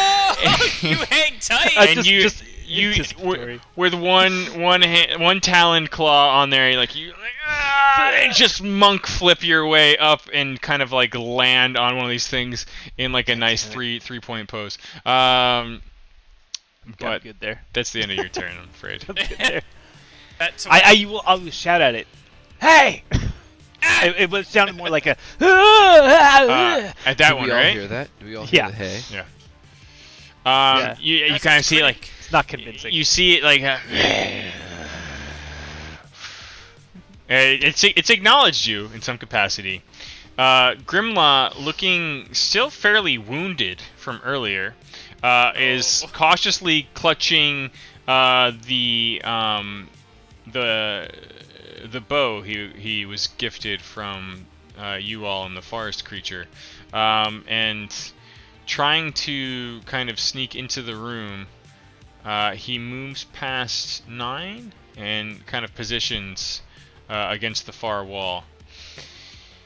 Let's see, let me pull his character sheet and just do it from here.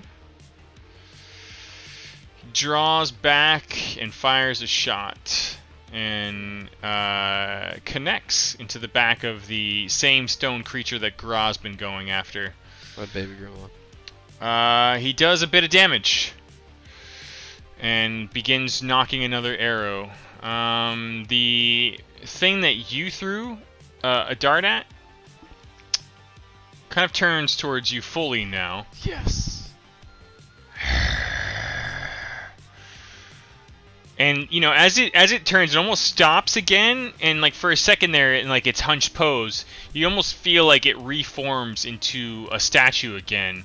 And in that sort of like frozen glare, it just bursts forward at you and just comes flying at you full speed with like both claws just coming out, slashing towards you. I monk. I don't know. I tried it though. You do duck, like so, like landing in your pose, like you just fully embrace it and get as low as possible, and this thing goes flying wide and kind of takes like a narrow berth as it sort of banks around, and then perches on the ledge again, kind of like almost going fully stone, like just glaring at you, like. Both miss though entirely.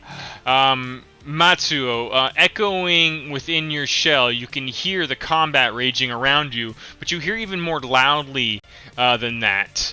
The panels above you just being ripped off, and Oric, you kind of hear this above and behind you as well, as the other gargoyle finally rips through and makes its appearance. It slashes down, landing on the turtle shell. And you feel nothing other than the thunk of this echoing inside your comfy chamber, and then it tries to bite with its stoned teeth into the back of Oric and misses. Matsuo, it's your turn in your comfy trailer here. Okay. Turtle trailer. So, Matsuo, while that was all happening, he was just kind of like, he has his flute, and he was just kind of like playing a nice little hymn on his flute in the meantime, just really having a campfire in there. And as soon as the thud happens, he gets kind of annoyed by what happened and breaches his shell and is now fully extended in all forms of arms and legs and neck. Make an athletics check for me, because there is a stone statue standing on top of your shell right now. Okay, let's do that.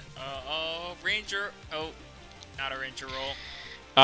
You try to stand up and cannot. You can, however, still stick your limbs out, stick your head out, and see what's going on. Okay. Matsu sticks out his head and kind of he looks at what is keeping him down and scans this what appears to be an elemental on top of him. He scans for weak points on it. Okay. Go ahead and make a perception check. Oh my Jesus! What feature did you see? He found the respawns. There's a crack in his balls. Nuts, dude. Ding! Yeah, exactly. Both fingers flick. Feeling this thing move about you, it is indeed made of animated stone, as far as you can tell. You also can surmise that any non-magical weapons striking this thing would probably have some effect, but it would be incredibly reduced. You only have one magic weapon. Your head is just out gazing at this thing. Are you staying out of the shell? Are you extending all your limbs, or are you just fully retreating? I think in hindsight, just my neck was poking out, so I'm just gonna retract my neck after gaining all that sweet, tasty knowledge. Okay. So you're going. Sorry, you're going back in. Yeah. Okay. Back inside. Okay. You are back inside. Auric, refresh my memory of which one has disadvantage right now. Harry has disadvantage, I believe. Okay. And then the protection that Gra has on him gives disadvantage to any as well. Okay. Yeah. All right. Well, Harry is directing its ire at you at the moment. Oh my god. This song. 2 claws slash at you and miss entirely. It's your turn. Auric, Auric is getting him from behind. He's like, oh god, oh god, and then he turns around with his hammer and he just wants to hit the distant mournful laughter. He wants to hit him so hard he's gonna do like a spin, and he wants to knock him in the side and knock him down the stairs. Okay. Oh. With his magical so warhammer swinging of that death. way. Okay. Wind that up. I am doing it. Don't you Palindor this. Yeah, there we go. You wind that hammer up, and like a game of t-ball, this stone statue's just perched on the wobbly turtle shell, and you just fucking into the stone. Go ahead and roll damage. Dang, sir. You connect with that thing quite hard and go cracking into it.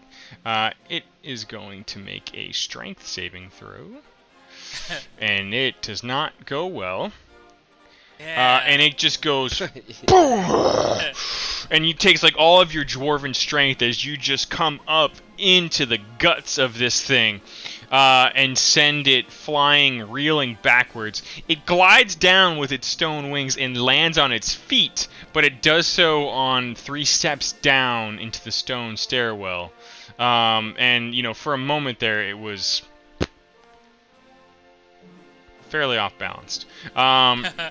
But all of its weight comes down, the wings come out, it glides to a stop and lands on the 3rd step. But Matsu is no longer pinned by the thing.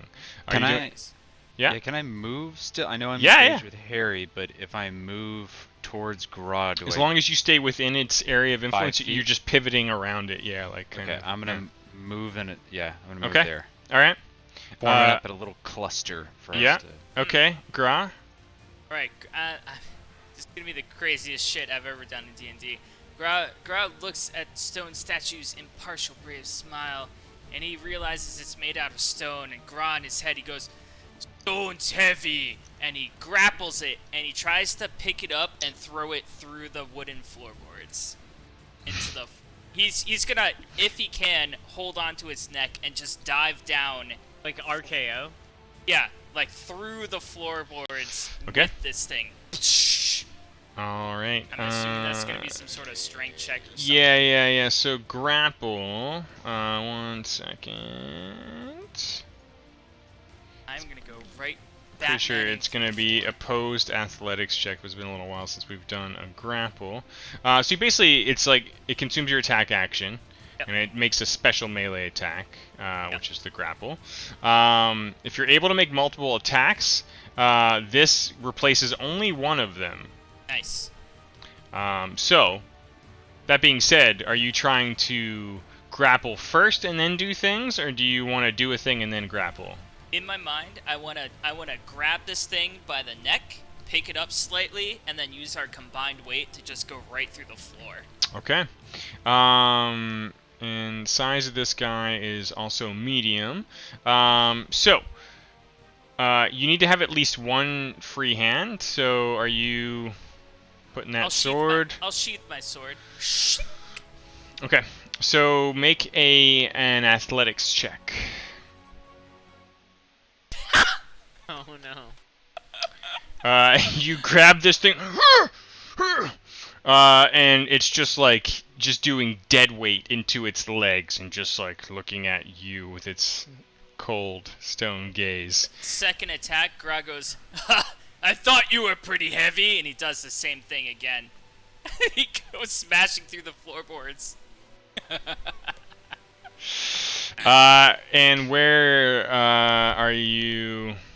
So you second attempt, like you're still holding this thing. Like first one, like you almost felt like you were gonna throw your back out, and then you feel kind of like that magic shimmering shield that Moradin's blessed you with, and you kind of just like and just like surge up through your legs and just lift this thing up. You technically have it in your embrace right now. If you want, you can move. Where are you moving before you just try to drop with the thing, or is this like right one single into move? The middle. Okay. Alright, you move to the middle with this thing and just drop all of your weight. Go ahead and make one last athletics check for me. Oh god, please. Okay. Oh, 15? You go piling down into the floor with this thing, all of your combined weight, and everyone around you just sees and hears like the crashing, crushing sound of wooden floorboards as the two of you go falling. And a familiar laughter. You fall 10 feet down into. Let me just pull up. There's just like an eruption of dust and wooden splinters. Yeah. And based on your choice here, the two of you come crashing down, and you essentially lose your grip on the thing as the framing of the wall that holds this thing up just splits your grip on the creature. You go splaying one side into the the actual bedroom chamber that was down below, and nice. It goes sort of splaying into the office chamber on the other side. That was perfect. It didn't land on the Raven though. Well, the Raven's still in the middle somewhere. Yeah. Where is the Raven? I think I accidentally removed it. We'll find him when you land. When you stand up. Yeah. I land on the Raven. Let's see. Surprisingly, you only take 3 points of damage. Perfect. From the I cough and the dust settles and the splinters come down to the ground. Yeah. Like the floor like wheezes. Yeah, it's just dust and debris everywhere. You kind of look up and see a part of the night sky through the two broken floorboards and the broken roof. Is there a big hole that I made, or is it describe the hole? It's not massive. It's probably about, let's say, about 5 feet in diameter with some floorboards around it. Okay. You immediately hear the creature rising in the next room, and it goes flying back up through the hole. Oh shit. It flies up to 10 feet, continues up until it's about 20 feet, kind of looming above the broken dome above you all, and it just dive bombs 9. Did it take damage from my attack? You're not sure. Impartial Brave Smile was here earlier, right? It was, yeah. And it comes lunging at you with 2 claws. I'm just looking at my stats real quick before you tell me that outcome. Uh-huh. And what my HP's at. Okay. Where do I see how much HP I have left? Max. In the combat tracker or on your main tab at the bottom? Oh, combat tracker. Okay. So you only have 3 damage on you right now. Okay. So you have 31 health. Bring out it. of 34. Okay, I'm taking it. All right. So this thing just comes feels strong. Shooting back up through like the smoke, dust, debris cloud. Hovers above you and just dive bombs back down with 2 clawed attacks.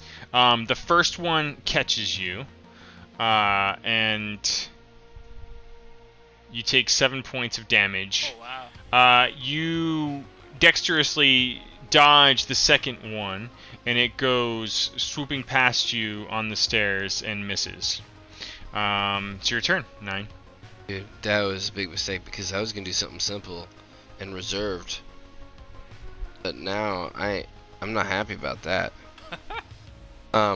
What is that motherfucker wearing? Nothing. Like, he is literally a stone statue. Would you say like that? It looks like that. Yeah. Hi. I was just gonna ask. No, that doesn't make sense. Wait, what kind of stone? Is it a stone that could be turned into metal, would you say? No. You know, just throwing it out there. Afraid not. You don't think so? Yeah, just throwing it out there, you know. Yeah. There is metal all above you in the domed roof of the observatory. Right. That thing. Okay, because I was gonna do something else, and it's kind of throwing a wrench in my gears here. So I'm going to. Nine's gonna take this time and kind of on that second dexterous move. He's gonna kind of bounce back a little bit. Okay. And as he does, he's gonna cast Dissonant Whispers onto Impartial Brave Smile, and say, what a little man has to do an ambush attack. You can't even face me like a man. And So sorry, you move away towards the hole. Not, okay. Yeah, close to it, but not like so somebody could pull me down. All right. Well, since you got a natural 20 on your fucking crazy little move there. Actually, no, he got a natural 20. I was gonna say I did. That'd be great. No. You're dead. So as you start to move away, trying to dazzle this stone creature, you find your words aren't as useful against non-organics like this, and the statue just grabs you as you try to move away from it in melee range, and it just bites you. Now you are stoned. Despite being grappled by the thing, you kind of just dodge. Your thin neck just moves out of the way ever so quickly there. But it's kind of got you in its embrace, and you're wriggling about there. Krennic, yeah. You are now behind you. This thing has flown past. You've dodged it. You've dodged both of its attacks. You completely missed. Almost fell off the fucking roof of the keep here. But it's perched now behind you, once more like statue-like pose here. Yeah. And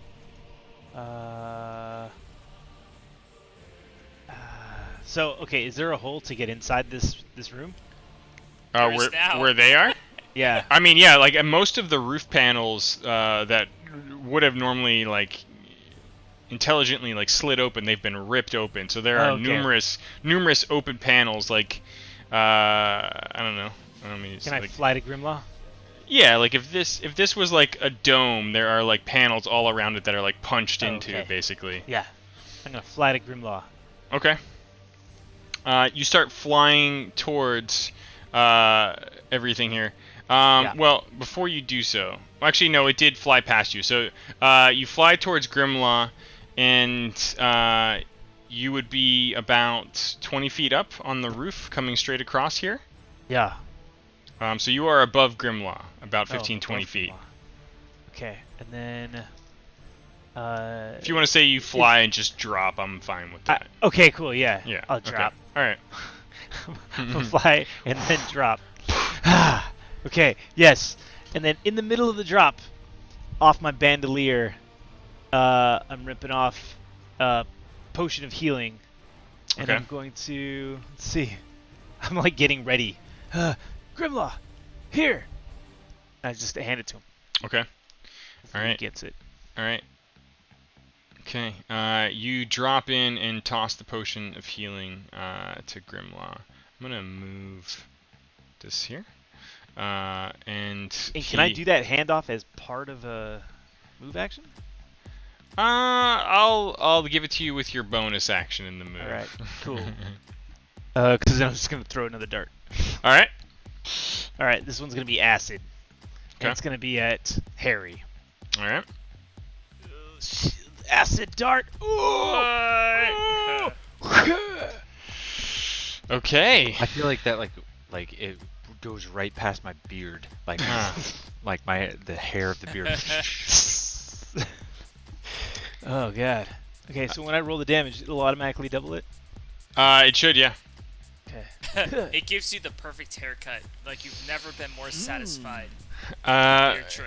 in a fucking someone animate this moment. The bird monk comes just gliding back into the main observatory tower, drops in through one of the ripped brass paneled holes, like just smoothly drops a potion into Grimlaw's hands, while the other arm is already throwing a dart perfectly just past all of his allies into the statue. You land there with some fucking swagger. Acid. The swagger is acid. The swagger is acid. Grimlaw nods at you and says, "Glad to see you, Krennic." And Aw. Time to start using that bow, right? I tried one. He says, he starts chugging this stuff. Potion of healing. 1 second. 2d4 I feel plus much better now. 2. 2d4 plus 2. He gets 9 health back.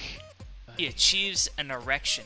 Damn, he rolled real good. Yeah, pretty good. Pretty good. 9. So that would leave him 5. You have to keep the magic user up. He's a bow user. I'm though. over here. Yeah. Or it's just sad. He looks at the floor. Oh. Oh. The student has become the master. No. Flying in behind you is the same gargoyle trailing you. It stays perched up on the stone structure of the wall inside one of the ripped panels. Is it stone or is it metal on that part? Kind of following. That where he's perched is stone. He's kind of between sort of the metal framing. Climbing up the stairs behind 9. There's only one there. The one that Oryx struck comes towards you. Manages to get 1 foot on the landing and kind of positions himself between the cat and the dwarf. Sends 1 claw towards the cat, another towards the dwarf. Rolls a 19 on both. Oh no! That's a 19 no matter what. Takes 6 damage to 9, 3 to Auric. Matsuo. You feel a weight lift off of your shell as the clashing sounds of battle continue around you. In response to feeling the weight lift off of my shoulders, I extend out of my shell and become aware of the situation. Time. In doing so, he Ranger mode. He rushes towards 9's position and slices at the gargoyle's arms, trying to free him from the grip. So I'm gonna go ahead and attack Brave Smile. Okay. Oh, you killed 9! Well, so in order to get to him, are you jumping over? You more would to have the to Laughter's like, head? yeah, you would have to go. Maybe you like run right over. You could drop down to the step behind the two gargoyles, but you would be like attacking up at them. Oh, I see. So like these are the steps down. Like there's no, you've got like a wall of things between you and that particular gargoyle. Oh, okay. Listen, let me give you a little advice my supervisor gives me every time I start something. Let's go. Don't fuck it up. Yup. All right. So I'm gathering that it's not too late to redo what I just. Oh no, you're doing what you did. I'm just telling you that the only way to do it is to basically go there. Like what if you can like to, tumble down the steps, whatever. What if I leapfrogged over mournful laughter and kind of like used him as momentum to move forward? Hey, you plunge into the thick of it behind the two of them, almost pushing mournful laughter slightly aside. The one with the brave smile still clutches 9, and you slash at him, but you find that the weight and the solid form of the mournful laughter statue is literally a fucking statue. You do not just push past it as you anticipate you will, and therefore, like when you go to swipe with your initial attack, your katana is just like everything's thrown off. Your form is completely off, and the slash just swooshes and Matsu misses. Regains his footing and kind of twirls up into the air and onto the other side of Brave Smile, and in doing so uses his offhand and attacks the arms again. But he managed to say he painted a lovely picture. You Did you say that? You managed. Oh. I'm sorry. What was that, Nine? I would say he painted a lovely picture there. It's visual in my head. Very inspiring. You swing and chip into Brave Smile's stone form. Go ahead and roll damage on him. Go ahead and kill him. All right. You chip another piece off of the form, and since we're in noob friendly mode here, you have your Horde Breaker ability. Yeah, I was just thinking about that. You're within 5 feet. So you're within 5 feet of your original target. You can make another attack with the same weapon against another enemy within range. So Mournful Laughter, you can get basically a free extra attack on because of that ability. We're gonna go ahead and do that. Do it. And you turn with your same main hand blade and slash down at the stone wings of the Mournful Laughter gargoyle you tried to push past.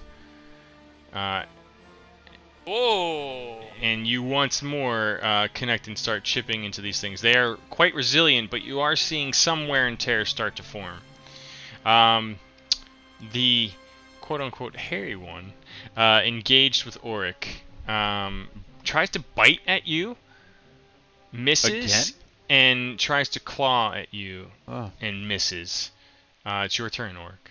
Auric smashes his fucking face in. He does, and for the first time, Auric once again just twirling his glowing hammer, just chops one of his, like just fucking smashes one of the wings off, and it just crumbles like stone debris onto the floor. For you. And you've done some heavy damage. Gra. I hope I broke his wing and his face. You hear the chaos above. Gra stands up and he listens real close to the chaos above. He looks for dust falling down and for squeaks in the wood.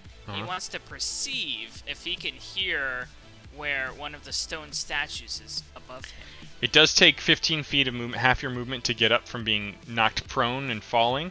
But you move in, and as far as you can tell, all of the statues, all of the sounds are clunking all around on the landing, like just all around this area above you. Can I discern which are my friends and which are the stone statues? It's just a mashup of everything all around the base of the steps up above the stairwell. Do you mark off where the hole is that I put in the floor? Yeah, it's right. Yeah, it's marked. Oh, on the 5 foot? Okay. Mhm. I move forward 5 feet and I crawl up the hole I've made. You can make an athletics check and try to climb up that bad boy. I will do that and I will succeed! So close to 1. Come on. You tried climbing up this thing, and it is just proving to be impossible for you. Oh, wood! My natural enemy! You don't fall back on your ass again, but you kind of get like a few splinters in your calloused hands, and despite there being a wall to dig your feet into, it's just a flat wooden wall, and like the dust debris is still sort of slowly kind of raining down and getting into your eyes a bit, and you are back on your feet. Baby seals onto the broken wood, and then he stands up. Yeah. 9. Still holding you. I'm glad the one guy who every attack Who- has disadvantage uh-huh. against is totally. I'm coming, guys! independent. I'm invincible. by Even the with his gripped advantage, the gargoyle tries to bite at you as it holds you in its strong grip knife. It chomps and chomps, and it gets nowhere. And it just drops you to the ground and tries to slash down at your face with one final clawed attack. But you are no longer gripped, and he still fails to hit. It's your turn. Well, I'm on my back, and I'm looking up at him as he's just struck down and missed. I use both my palms up, and it just sings some sweet music, which I can't really get too loud. It's the And I Team America theme song. Did I beanbag the hell out of him? Okay. It's I'm hoping it's very smile still. Okay. Alright. You connect. That's the first one. Mm-hmm. Go ahead and just do this. Oh my god. And then you connect again. Here's the first one. Okay. Give him the fucking beanbag. Yup. Oh man. Beanbag the Fucking beanbag the shit out of him. Yeah. Beanbag him. His balls explode. You double beanbagged him. Now, That's gross. I can't remember what happens. Oh, goodbye balls. Sounds Sorry, like a hit. go ahead. No, that was it. I had to check my spells to see if there's anything else, but that was it. Okay. Yeah. And then I use like anything else to like kind of scoot away or anything. Yeah. You kind of just double blast this thing from the ground, and the combined force of like your engagement just sends you like you sliding back across the floor, and this thing just it doesn't fall back, but it kind of like gets shook back enough to kind of break you out of melee with it.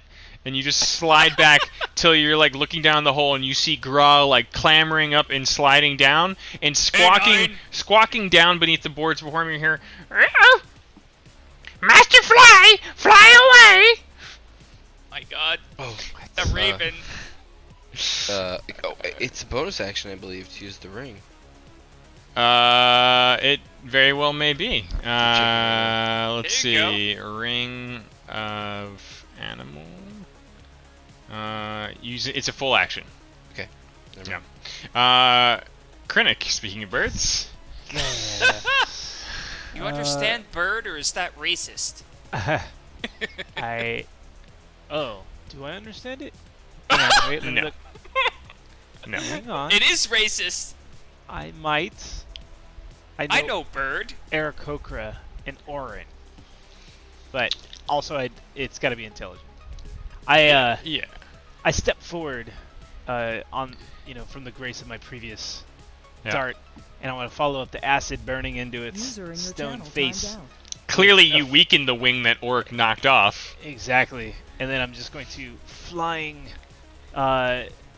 kick it, but starting with the quarterstaff. Okay. Two-handed. Uh-oh. Miss? Yeah. All right, and then I follow up with the next one. Oh. You swing around, but then connect, and you nail it with the shit, that reversal. actually- Oh. Yeah. Oh, damn. And then it's the damage. Oh. And you knock more loose rubble free from its shoulder where the wing attached. And then I follow it up with a flurry of blows. Okay. And it's just elbows and knees. Yep. Phrasing. Nope. Oh no. And then Ah. Wow. You are just punching into stone, and it doesn't hurt you, but it's just like, why won't you break? my talons are not enough. Feathers versus stone. Who knew? That's it for you, yeah? Yep, that's it. We need more magic in here. Grimlaw, with another arrow knocked, sort of like just sees the chaos of all of you balled up and just turns towards the thing that Nine just blasted and looses his arrow at it. 1 sec. The longbow of the stag fires, and fires true. With a magically charged arrow, you see it clip through and just punch out the other side, taking a small burst of stone rubble with it, kind of raining down on Matsu's head on the lower step. Still resting on its perch, like the statue that it once was, and flying straight at Grimlaw, and you can kind of hear him say, "Oh no. bother!" With another burst of speed, the apologetic Chort comes just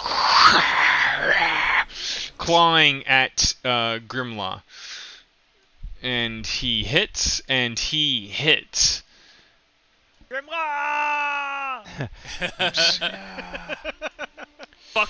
I never. Grimlaw fucking takes a loved you. combined 11 points of damage Oh. from the creature, and the mournful laughter behind Auric, seeing the magic hammer glow and appearing very fixated on it, tries to bite at you from behind, connects, and also claws at you from behind and misses. The bite deals 4 points of damage. Oh. Matsu.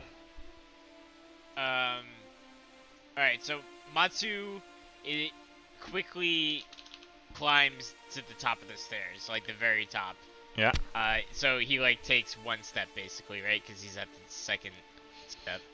You can basically, so you're engaged in melee, so you can kind of pivot around them, but you can't break away from the two of them. So you can basically step forward like I've drawn there. Okay. Like to the other side of them, to like the upper part of the landing, but you're kind of like still engaged with them, like you are locked in this dance of positioning. Alright, new time warp, backward, retracting everything I just Okay. said. Using Alright. the vantage point that he has, Matsu swings with his main katana at the Imperial Brave Smile's knees and tries to do damage. Okay. And you Oh, my fucking God. hit the thing hard. Oh, Roll damage on him. Yep. You chip more stone free And with your then, first attack. just going into a rage, he starts swinging with his offhand as if he's just trying to do whatever it takes to take this thing down. And you hit again. Roll damage. And you just slash and slash with this fucking thing with like both your swords until you cleave a wing and then sever one of the arms off, and the thing just starts to dematerialize, just big chunks of stone just start falling down on the ground, and it drops. Yeah. The first gargoyle has fallen. And can I use one more ability real quick? I believe you. You still have your Horde Breaker, yeah, or another thing if you want. Am I reading this right? You guys have a breaker? No. Oh, Horde the Horde Breaker. Yeah. Breaker. All right. So I'm gonna use Horde Breaker as well. Yeah. Gets And busted, so- Sean. So on I can only do it to Mournful Laughter, right? Because he's. Or can I do it to Harry? So technically, with Horde Breaker and you being level 5, You get to make the rules. you just basically did your attack action, your bonus action, And you technically still have an extra attack in your Horde Breaker that you can do with your main hand on the other guy. Okay. Because Gonna go ahead Rangers are and do stupid. Okay. Rangers, ho! You swing and hit from behind. And you take a small little bit of stone off. You still have your extra attack. Oh, my offhand? Oh, right. It's not your offhand. It's your main hand, but they're the same, so that's fine. Okay. You get 2 attacks. It works out. And you just clink into the stone, feeling nothing, kind of like your initial attack against this one. The hairy one being swarmed by you all, and just like one arm just feeling limp, only slashes back at the bird who's on top of him with just a single claw. Misses, and then tries to bite at you, seeing as he's missing his other arm, and connects. You take 6 points of damage. Oric. Oric is going to smash the living fuck out of this last guy, or the hairy guy. Why do you hate stone people? And you hit.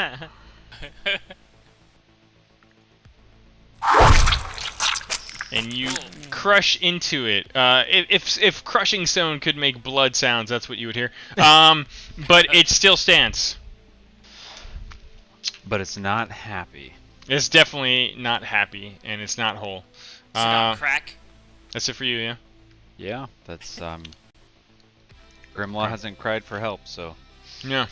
You know what we should do? When you guys are out of maneuvers or you're just stopping, just let me know. So it's like everyone's got such a wide array of weird shit going on these days. Anyway, Gra, down below, the battle ensues above you. The glow of Moradin still wraps around your large form as you claw at the walls, and the raven squawks beneath the debris beside you. Have I climbed up onto the top floor? Yeah, why not? After much considerable effort, you emerge up next to the cat. I run this way towards Oric Redbeard, my comrade, and I attack Sadistic Mornic Laughter. Alright, you can kind of move past them in that way if you want. I want to be as close to Oric as I possibly can. You can either be here or, well, if you want to be near him and attack statues, you'd have to be there. Okay, I choose that. I mean, I'm within 5 feet, so it's all good. All right. I am going to use the old great sword. Okay. On this guy here. You swing and crash down on him and just get that cling. And then I look surprised, but not surprised, because that was a trick. And it was a deception, and then I got to swing on the upswing at him again. Okay. And it's even worse! You are finding no success in this tower of twisted magic and terror. Nine, what are you doing? Okay, so it looks like Harry's pretty well dealt with that many dudes around him. He's gonna get handled. Grimlaw seems to have been helping everybody else this whole time, but not himself. Yeah, you see him like trying to fumble for his blade and get rid of and like almost drop the bow as this thing sets upon him. So, I say to what's his lips here? The chort. I say, pick on somebody your own size, you big puss. I drop this on him. And you see me like kind of whip towards you as if your words have taken some kind of effect. I do these things on him, his body. Okay. He seems like enraged. His next attack also has disadvantage. Okay. And then I have a bonus action. Oh, okay. No, it's a spell. It's a spell. Yeah, it's a spell. Yeah. Okay. Are you holding there? I do hold here. You're technically not in melee anymore with the hairy one. If you wanted to reposition, you could. I kind of like. Kind of like your spot. All right. Yeah. Krennic, you are all over this thing that's biting at you and trying to slash at you. Yeah. Its one arm seems useless, but it's still finding ways. Yep. Full attack. Okay. Maximum effort. Nope. Here's the second one. Yeah, there Yes, we go. better. Okay, there we go. All right. Straight in the head. And then, You is it connect. still alive? It's still animated. Oh my god! And then I'm just gonna follow it up with all of my might. Oh, flurry of blows. Unarmed. Oh! That hits. Yeah, sorry. That's the flurry. It's the flurry. Okay. And you just start punching until like. What was that? Why does it advantage? Pop off. Yeah. I don't know why it advantage. Because it was already dead. You stick his finger right in the crack. Yes. Yeah, like I guess as something goes prone, it just auto applies it. Like just like there's just stone flying and clinking against like the brass ceiling and the other stone walls, until like you are like falling to the ground pretty gracefully, just punching the shit out of like this You rock keep punching. pile. Yes. Regardless of your orientation, you keep punching. I open my eyes and all the rocks are just scattered. Critic, calm down. Grimlock gives Nyan a wink as he uses the opportunity and the distraction to... What happened? I spilled my beer all over my keyboard. Oh shit. Grimlock, using the distracted statue, more easily just slings the bow over and gets the sword out that he's holding in both of his hands and just tries to slash at this thing from behind. And he just slams into stone, doing nothing. The creature tries to leave and move towards the Tabaxi, and Grimlaw immediately takes the opportunity to swing again with an opportunity attack, which he connects with. As it left. And he gets a small bit of damage off as the creature goes after the Tabaxi that caught his gaze and claws at him twice. With disadvantage. Actually, let me turn off this. It didn't matter for that one. Let me turn off the second one. But does manage to connect with one claw. And you take 7 more points of damage, Nine. Engaged with the turtle and turning back down upon him on the lower step, another of the creatures swings twice or claws twice at Matsuo, one of them connecting. Matsuo takes 8 points of damage. Holy. It's your turn, Matsu. Oh, I guess I could have used defensive duelist there, huh? You could have, yeah. Rip. Proactive. So, Matsu, knowing that he could have defended himself, looks the gargoyle in the eye and sees that he's not dead yet, and that his rage and fighting power only increases the closer he gets to death, and he attacks the creature before him. Shit, I'm in the wrong tab. I'd also like to point out that your theme song right now is the, shit. the I thought that was a one. Not a one. 7. The 8-bit version of fucking this video game. You slash and miss with your main hand, and then swing with your offhand and connect. Roll damage. And you get a little bit of stone. You still have your extra main hand attack.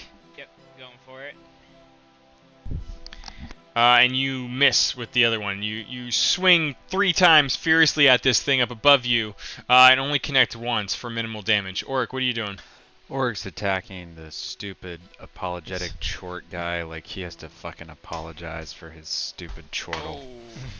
He's just gonna moving in at the creature that's set upon his bard. You take that hammer and just stone. These are things that you know, Oric, and you are making that well known to your allies in this moment. And you just immediately shave a chunk of rock off from like the shoulder, right where the wing connects there. Oric calls over his shoulder. It's like I'm in the mines again. This is great. We should fight more enemies like this. You just slam into it and kind of box Nine out and like almost gracefully just sort of push him aside, and just put your body in front of this thing. It's the first smile you've seen on the dwarf since being in this fucking castle. Gra, you stand there with your great sword, noticing the turtle and the statue just fucking turning into a blur of claws and blades on the steps beside you. Matsu cries out for help. Oh, okay. Gra has been with Auric for almost a year and a half now, and they're both the same rank from the same origin. And he notices the smile on Auric's red beard, and he's never seen it before. And he notices the swipes, and he studies the swipes.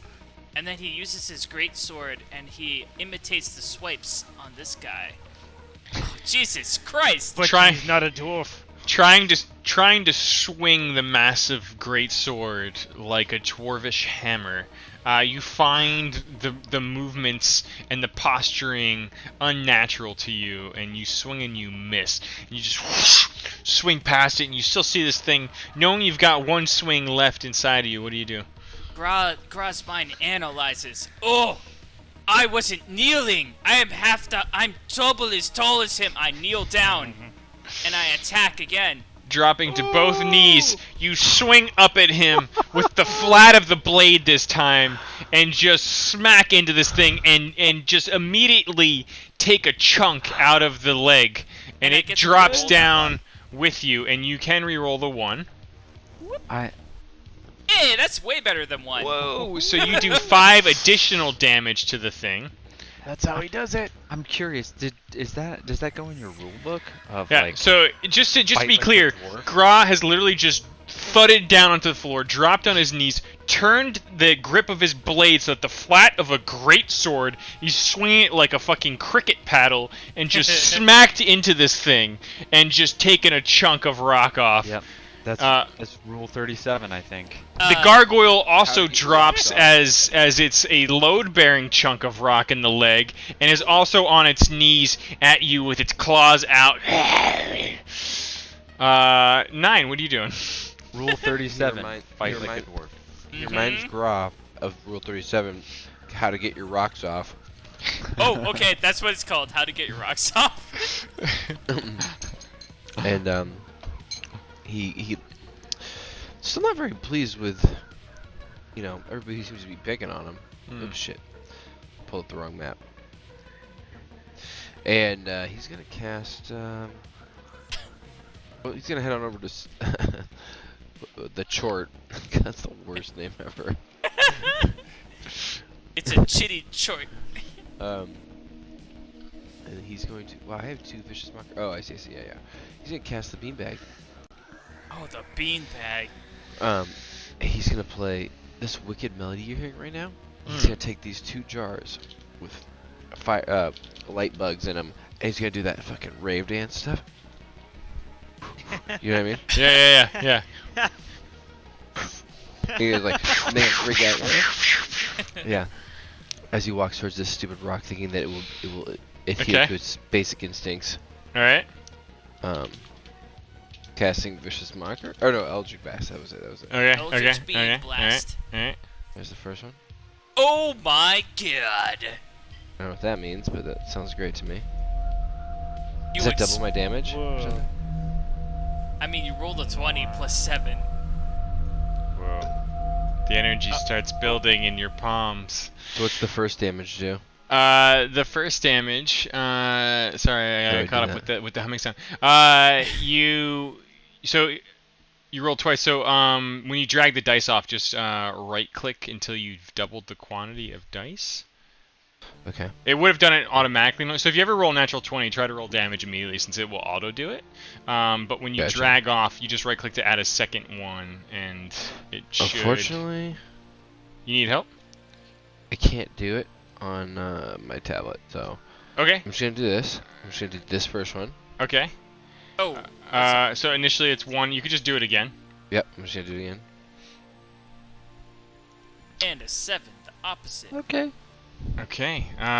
You just you blast and blast into this thing with your energy sounds. Did the 13 damage it? The 13? The 13 did not hit. Okay. The second blast just goes wide and into the night air.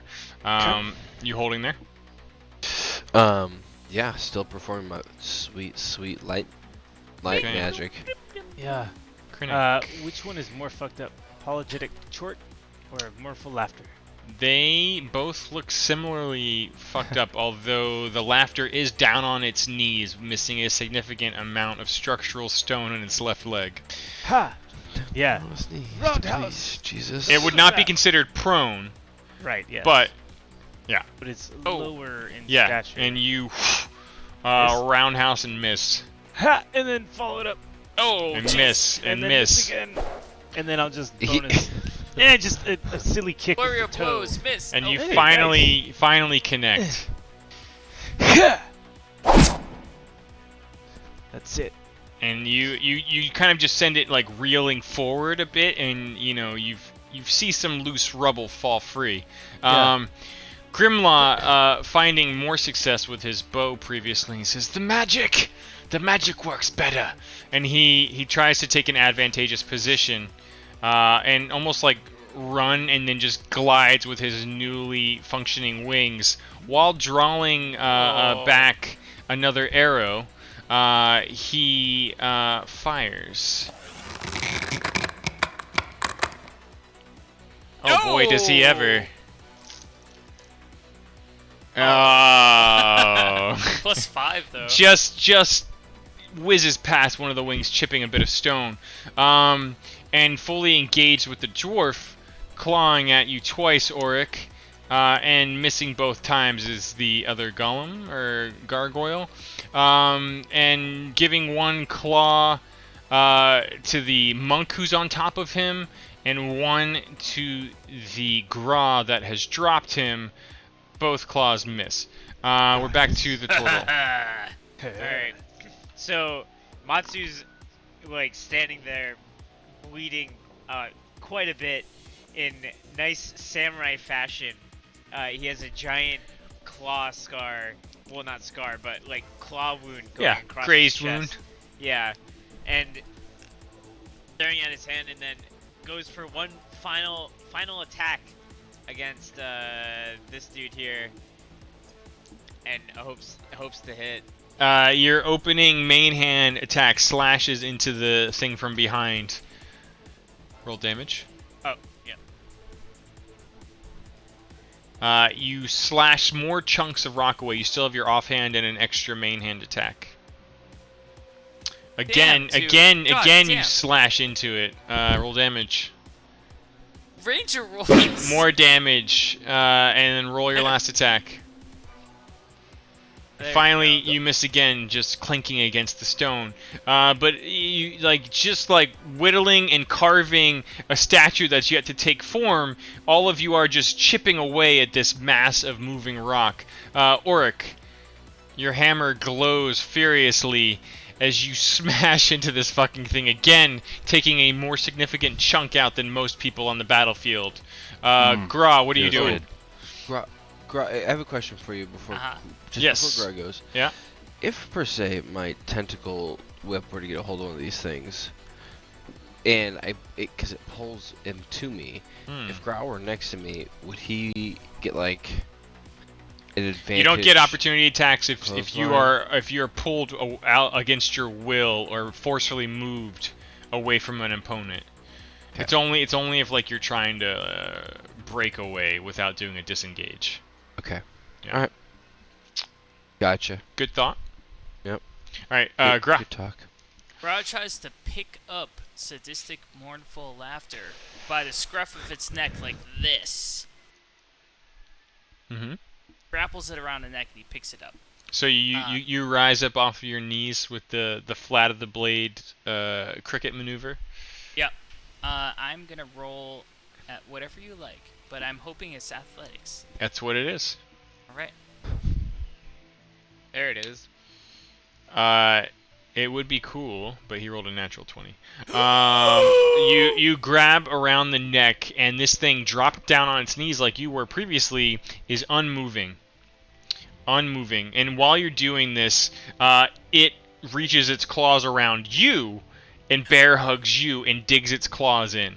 I flex real hard, but I don't know if it matters. You flex real hard and you feel no pain from the claws, but it does have you gripped quite strongly.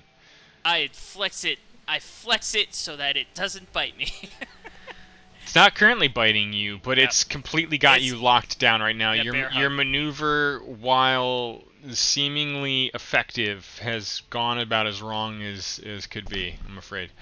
Gra knows this opponent as superior to him, and he's excited to fight this thing. These are big, heavy fucking things. Nine, what are you doing? Oh, in the middle of my lights, I do this little, I pull the pipe out of my pocket, put it in my mouth. Yeah.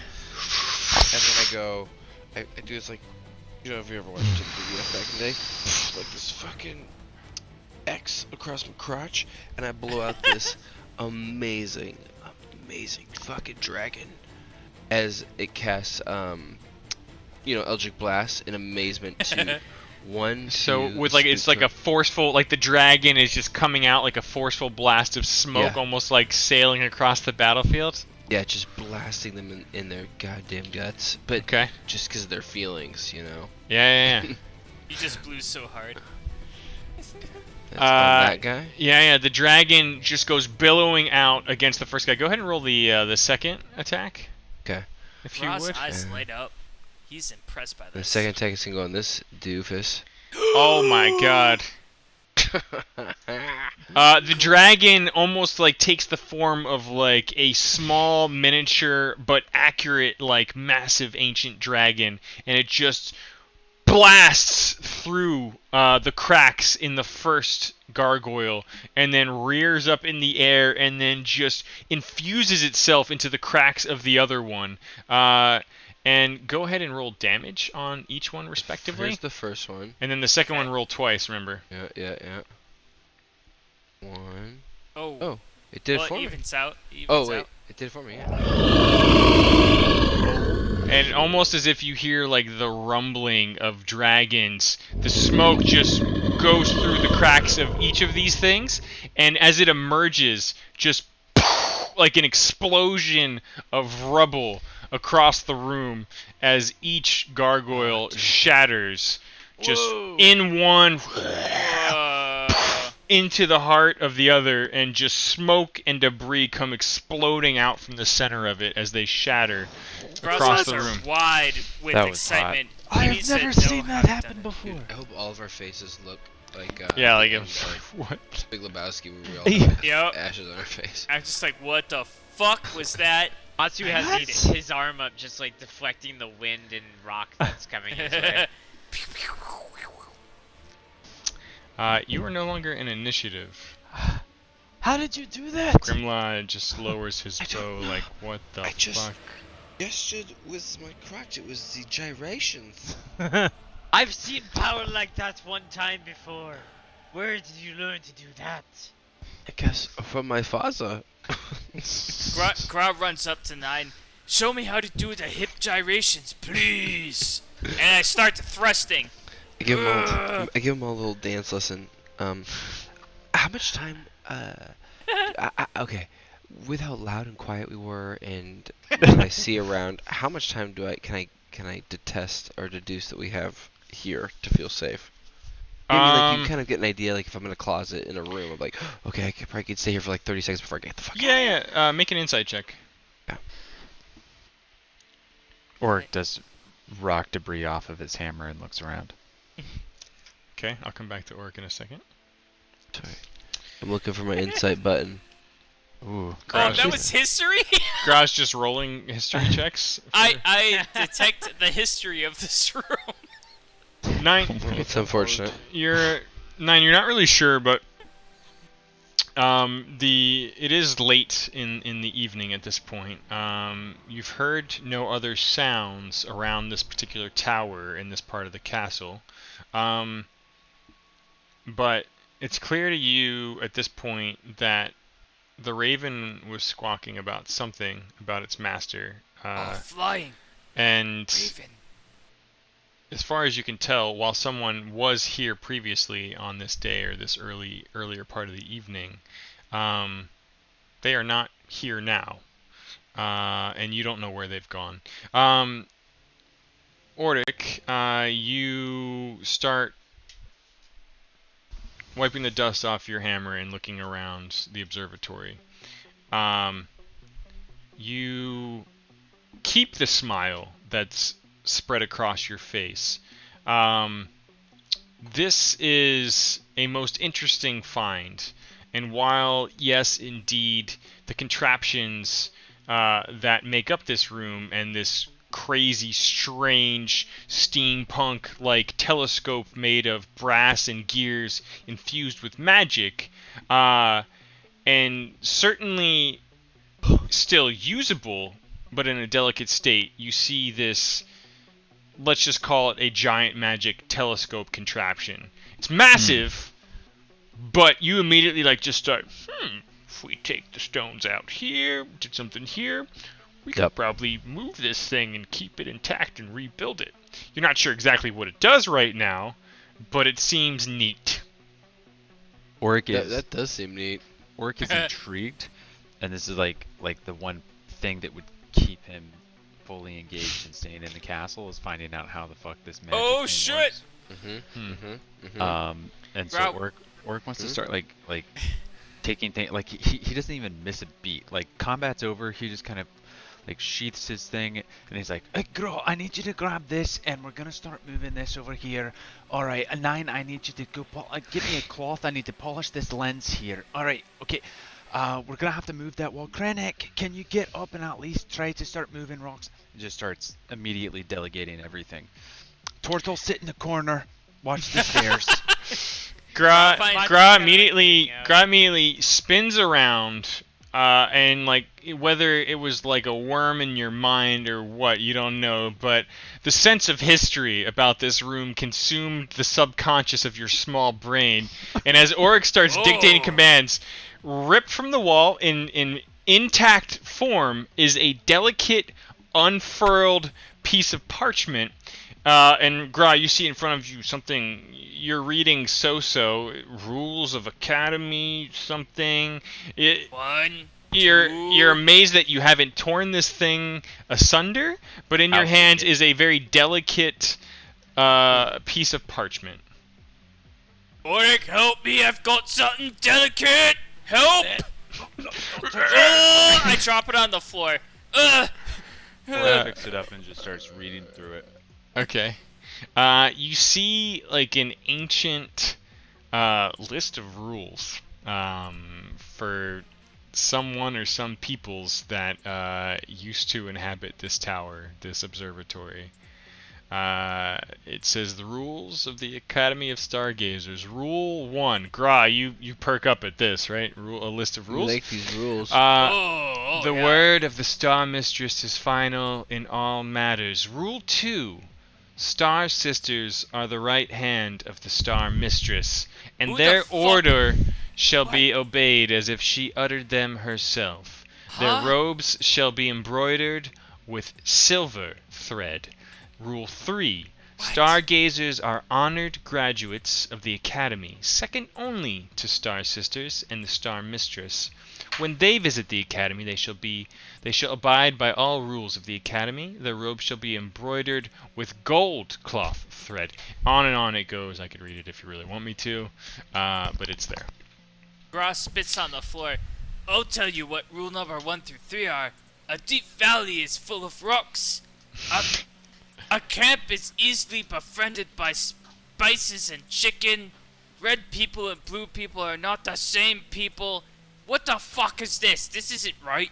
I have a question. Mm-hmm. What color, is there any thread around the robes that 9 stole from, Greyborn's? They are the same sort of purplish and gold colors of dragon cultists. Is there any thread, like what's mentioned, the silver thread or the gold thread at all around the edges, the seams? Of the robe? Yeah. Just like the rules of the Academy of Stargazers. Nothing really resonates with you. Like Gra looks at his armor. Gra dropping the thing immediately, and you almost believe him upon looking at the parchment as you pick it up. Just immediately spouts out this is 100 years old. Like, and you're like, that's actually probably right. It might be even more than 100 years old. Okay. So you do not. If there was any loose threads around here, in the room, you don't see them. You assume they might have decayed or something like that. And then the robe that's still kind of draped around 9 has all the drapings of a dragon cultist, which yes has some gold trim, but right. Nothing that I would. It seems out. Nothing out that of the seems ordinary. different than like what you've seen with other sort of head dragon cultists that you've met in your recent past. All right, Oric just rolls up the parchment, puts it in his bag, and immediately starts like dictating. He goes straight to like, we're gonna make this shit work. I need everybody's help. Okay. While assessing this contraption in the room, you're not sure exactly how it works, how any of the bits work, but as far as safely deconstructing it or making it movable, I mean, the thing is bulky. Like, it's probably about 40 pounds of brass, very dusty, what you now realize, crystals, and wood framing in parts around the base. It seems incredibly fragile, especially the crystal lenses that make up the focusing gear, the telescopic gear, and the old unoiled delicate gears that sort of make up this like cranking tuning mechanism. Gra looks for a circle on the floor as if it was a pivot point that he could shift the whole mechanism. You go ahead and why don't you just roll d20 for me? I'm just use like your profession and add your. Alright. No, I'm talking to. Well, all right, sure. Doesn't much matter. Gra. Like whatever, man. I'll with Oric dictating. You're like, yeah. Well, I've done jobs like this before. We'd need a couple other good, strong men. But essentially, in the situation that you are in, you would need a small group, a small team to disassemble this thing and move it to safely keep it intact. Gra can certainly lift and move parts of it, but without the right tools, you would potentially destroy this thing. So we need to move it in order to position it correctly? Is that what? Oh, sorry. I took your intention that you were trying to move it and position it correctly to take it. If you're trying to just use it. No. I want to manipulate it. Oh, that's what I was going for. Okay. Oric wants to figure out what it does more than necessarily taking I want to be able to move it around. Let me retcon that then. You start just kind of like grabbing one of the handles and moving, like the gears kind of stick for a moment, but you manually. Yeah, you strongly just start. You kind of like leave the handle and just kind of grab the gear and start. And Oric, like your time freezes for you when you see him do this, but he manages just really like skillfully. the parchment to do it without breaking anything. It's shocking, especially as you look at the dust cloud still like lingering near the hole in the floor. Oric, do you want me to go right or left? And every time he does that, he does like a right this way or left. Yeah, and as he turns, there's like a small, almost like a magnifying glass catching the sun and sending like a burning laser of light. There's a laser, just fucking beam of light coming out the other end of the crystal, the dusty crystal-looking glass as he turns it, and it's shining into the floor as if there's something visible on the other side at this point. Right, stop. Right here. This is it. Right, okay. And holding. Alright, Groff. Yeah, okay, stay. I'm holding it. Don't move. I'm gonna go look. Okay. And Oric looks it's held through in position. 9, come here. And Oric goes over and looks. Okay. You look through, and whatever it is showing you appears to be some kind of lair in the swamp. it's like this thing is somehow giving you a far-seeing vision of some area. You would guess right out of the gate that it's somewhere in the mirror, along where you are, but the mirror is quite large as far as you've been able to tell. So you're not sure exactly where, but it's fixated on what appears to be like a cave entrance, surrounded by writhing dead trees, and there are a small group of lizard folk almost stationed like guards outside of it with spikes and melted skulls. And you're seeing this stuff very clearly. And like, you know, when you pull your eye away, like you kind of like wink and realize that you're still in the room, but it's almost as if you're there observing this.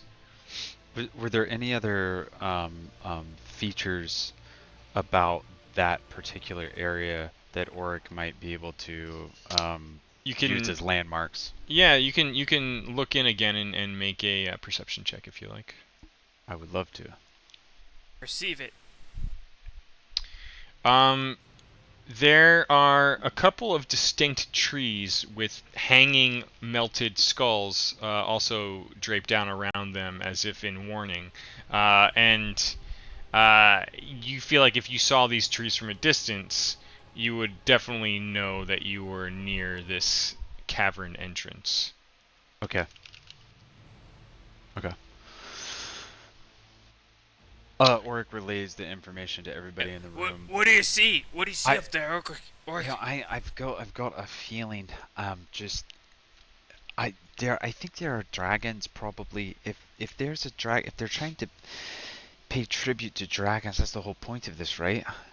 Is to bring the dragons back. Yeah. This cave.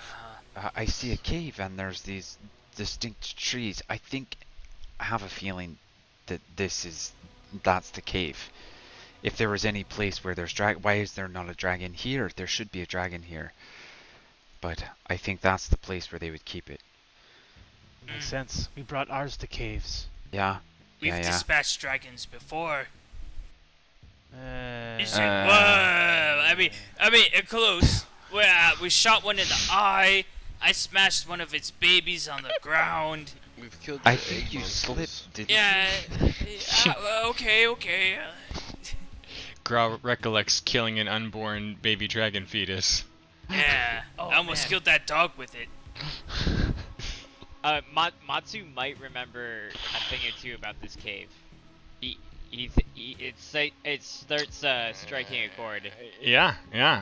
If ever there was a time, there was never a better time than this one for Matsu. For the alleged fellow dragon scholar here among Krennic. And considering that they are your favorite enemy, and hearing this information, you can make with advantage an intelligence check. So you turn advantage on, little button in the bottom left there, and then double click your intelligence box on the left of your main tab. Can I give him guidance? Oh, yeah, sure. Yeah. You are guiding him with this knowledge. Can I put my hand on his shoulder? Sure. So with guidance, you get to roll an extra D4. Matsu, go ahead and roll D4. I'd like to cast Hand on Helm.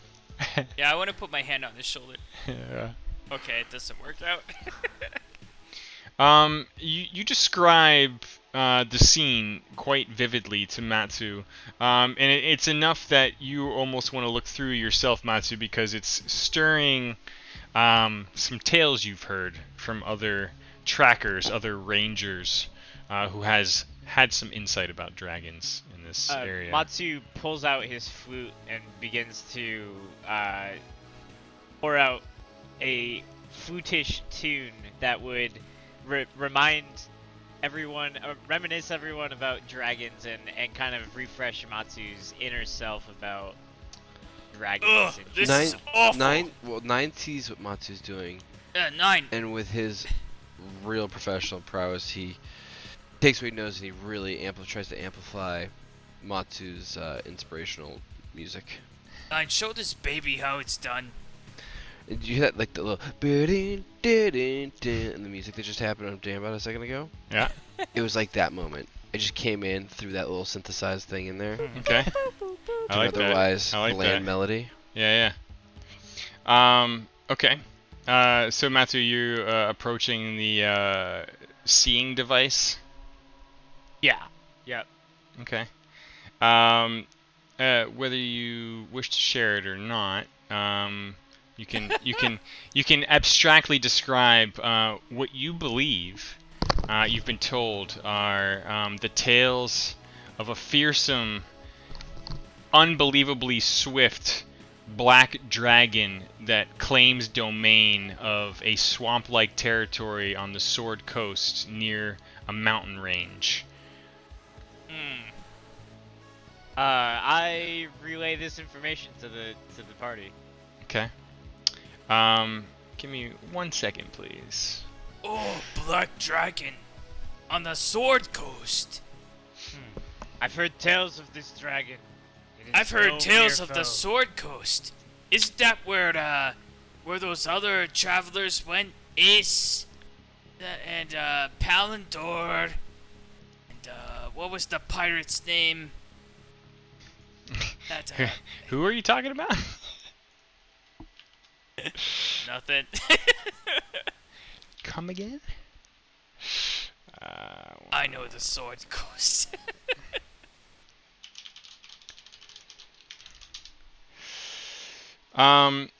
As Matsu goes on to describe these tales secondhand, you conjure up an image of previous adventures, tales you've heard of strong, very strong adventurers being never seen again, like their skulls hung like melted acid statues from the black dragon's breath. But is this crazy black swamp dragon that roams the mere, killing any who threaten its domain, and all the other creatures, especially the other creatures, bow down to this thing like it's a god.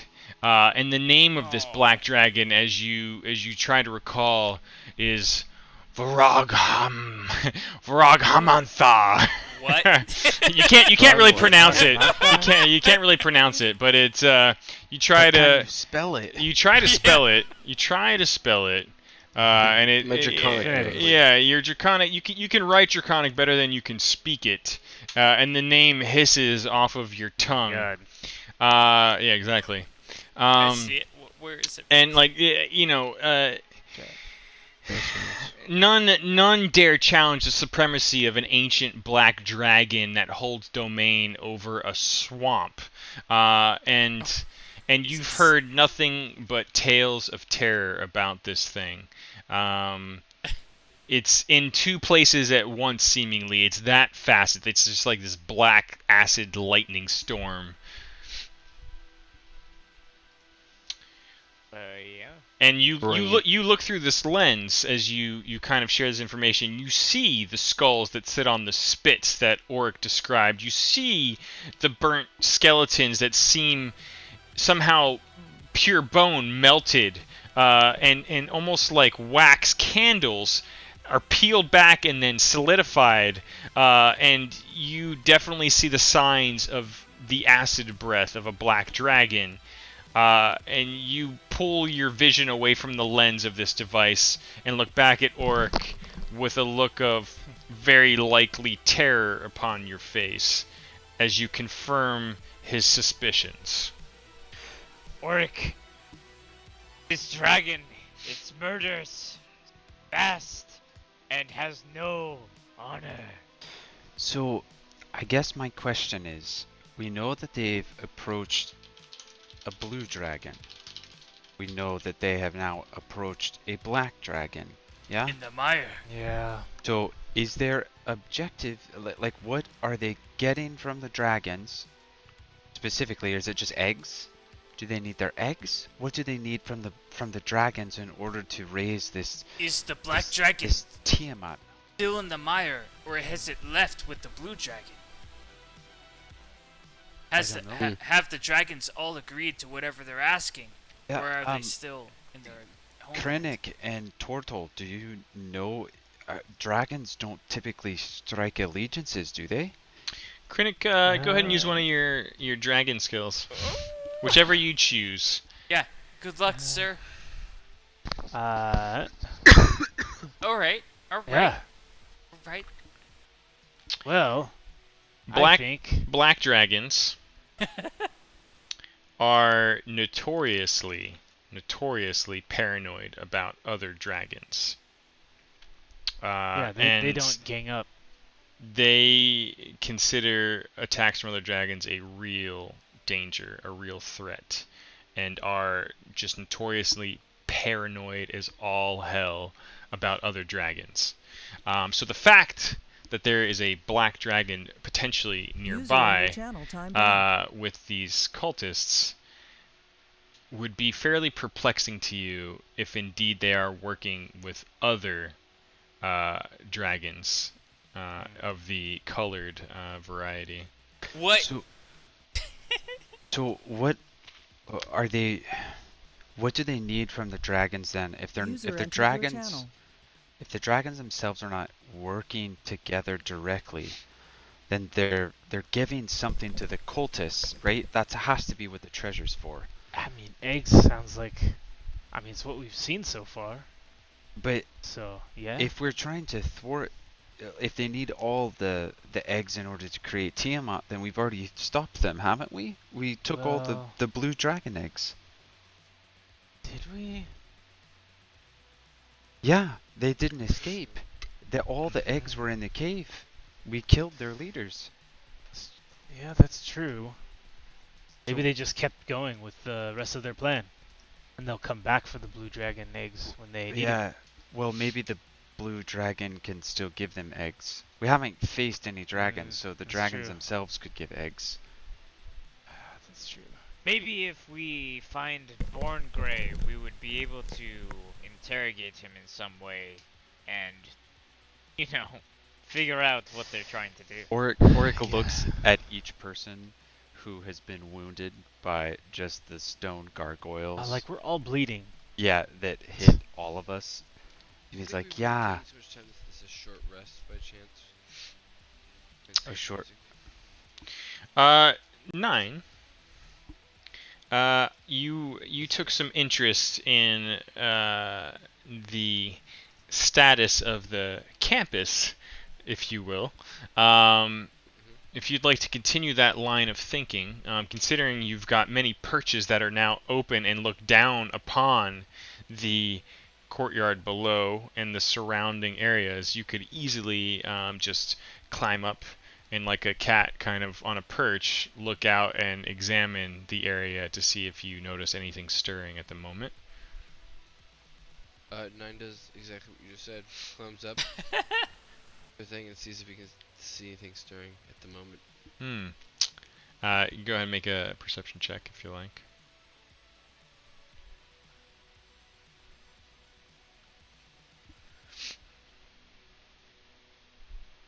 I pulled off my bar.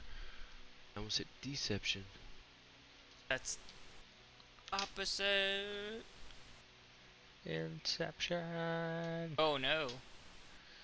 Oh no. You do not spot anyone. You do not hear anyone. Anything else you'd like to do, or is there anything else anyone else would like to do up here in the top observatory tower? I'm gonna kind of just make my way slowly to Krennic. Still making pipe smoke monsters. If anybody's kind of getting a little bit of entertainment or relaxation out of it. Okay. Are there? So it's kind of picking. Oric picks up what Grau was doing earlier by looking at the ground and looking to see if the telescope had been moved in any form or fashion. Are there other positions that, like whether there's dust or like scratch marks where it had been physically moved across the floor? Is there anything like that? Yeah, like Grau wants to help. Like he wants to grab the big gears and start to twist them. Because if there's not, Auric wants to do stuff. I mean, you don't see anything like super immediate, like on a surface level. You could continue to tinker with it with a combination of like Arcana and sleight of hand checks, but it does look fairly delicate after Gra locked it into this fixed location. Okay, so are there other holes or slits in the ceiling where it would, like a telescope would obviously be pointed through? The entire domed ceiling, if it was not ripped and torn, like it's like ripping thin metal, right? Like the way these guys came in. If it was repaired and in proper function, it would, like, it's 360 degrees, man. Like this thing. Oh, it could like, rotate anywhere. Yeah, like it doesn't go through the roof. It turns within that line along it to point at these things, and the panels seem like they would open and contract, like a domed roof at a stadium. You know. Okay. I'll be really quick, but Auric is looking for. There has to be a way to tell, like, whether it's a compass or whether it's something to tell which direction the telescope is pointed. Is there something like that, like coordinate system on the actual device? And what about the big tapestry full of text that I can't read, but I know is super important? Yeah, Auric also wants to tell everybody, hey, look around for coordinates to other things. Yeah. Meaning like maybe there's a coordinate system of some kind that points in this direction. Are there other coordinates that we should look into? You feel like to get in depth with, like, if there's any sort of frequently used things, it's very hard to tell considering the battle that took place here in the age of this thing. You guys, like, you would surmise based on your all collective knowledge that you are somewhere approximately here in the mirror right now. It's by no means accurate, but roughly speaking, you would think that you are roughly about there in the mirror. And this is north is north on the map here, up is north. It looks like the direction that this device is pointing right now is to the northeast. Okay. Considering there is a massive mountain range that you can sometimes see through the night sky there, that's not shocking to you. Okay. Bra's baffled by all of the technology around him. What did all these math gears mean? I don't understand. Okay, I've got two just quick things that we can talk about. Still squawking occasionally down below, buried beneath rubble, is the raven in its cage. So, should we go ahead and leave? Does everybody feel we've got enough information? We can try, we could try to look through, point the telescope in different directions. Maybe there's something we're missing. If not, I'm taking one of these crystals and I'm gonna break this fucking telescope. I think you should look through the telescope before you break it. I've already looked through it. I think you should move it around a little before you break it. He can always fix it. I can always fix it. I know how I'm breaking it. I mean, you're looking to break it for good, right? No, I'm looking to take a piece of it so they can't use it. But if I wanted to, I could put the piece back and use it. Yes, I meant to be okay. It's called, the word is sabotage. Sabotage. Orc hits that smile again.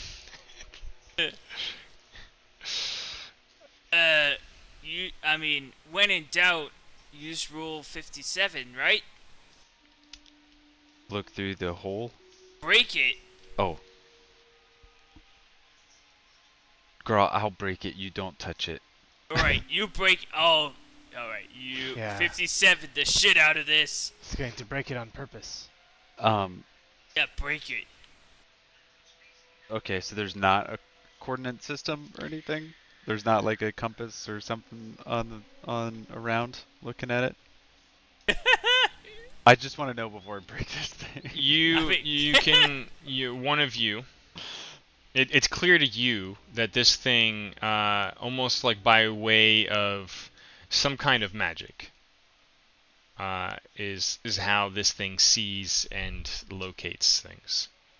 By magic. To you, yes, as described, there's a strong sense of magic mixed with. This is why this is a very interesting device to you, as I was describing earlier. So it to you is a sense of magic. Ancient construction with just gears and weird devices and metal and wood and crystal lenses.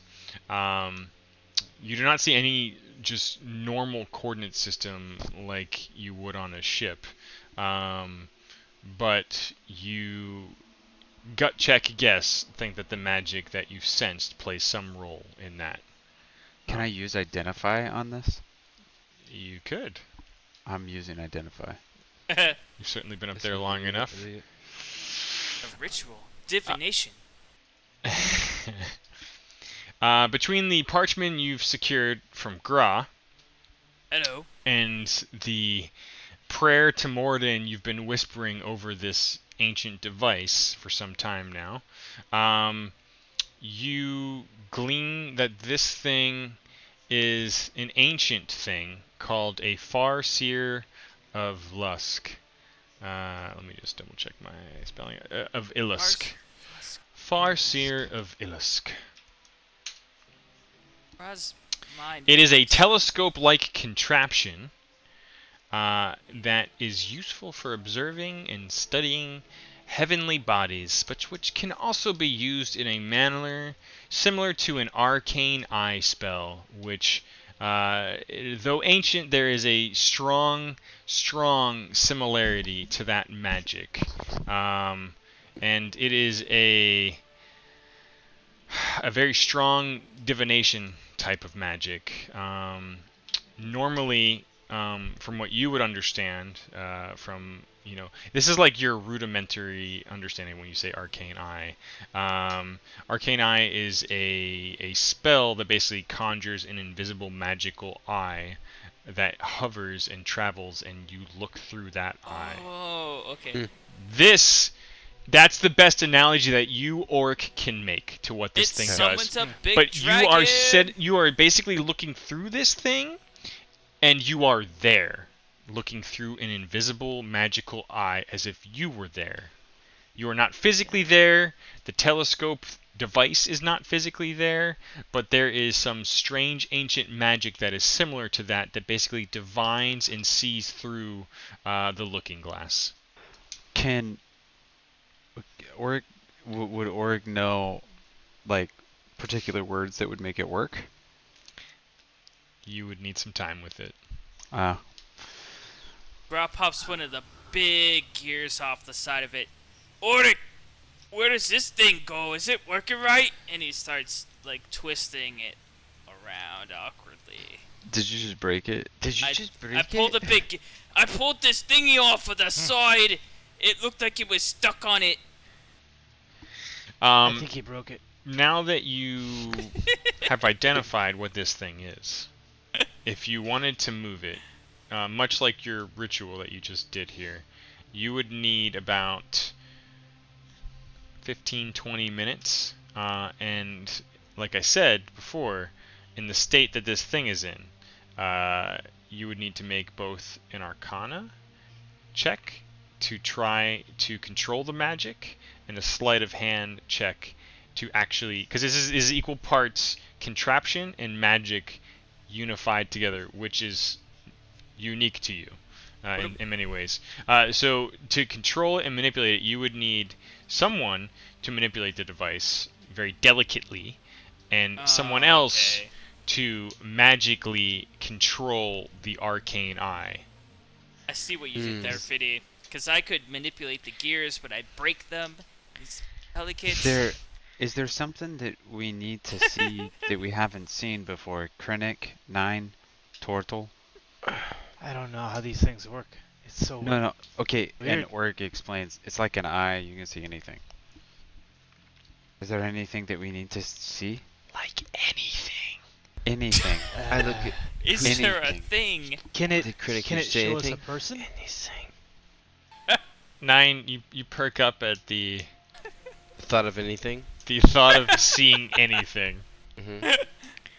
I don't know if Oh, that's there's a like I don't know thing. if it's like cat titties or Endless amounts of catnip. I don't know. islands of pirate It's a- wenches.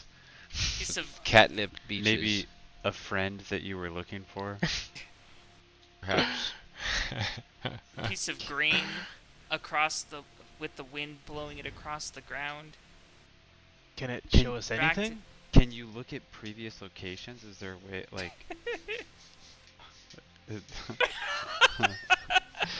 Getting a little too programmery That here. is definitely Yeah, think of a friend that started this journey for him. I mean, or just straight from your identify spell. Like this thing is more ancient and far more powerful than the arcane eye that you've made the parallel to. And an arcane eye is a 4th level fucking powerful spell that can see anywhere on the same plane of existence. Oh, fuck. That's Okay? everything. That's Okay, all of it. that's all I got. That's It's in all your of it. hands now. So let's Can it decipher... show us the future? It's Oh, in that's your the it's in whole your everything. delicate hands. Fiddy could- literally told us we could see across planes if we use this fucking thing. And all So- future and all past. It's everything. We could see the past or the future. You could see anything. Matsu steps forward Did you and identify already? explains to Oric. Oric, I must know the true way that my mother and father have died. No, let's watch how Right now? Matsu got shoved into the dirt.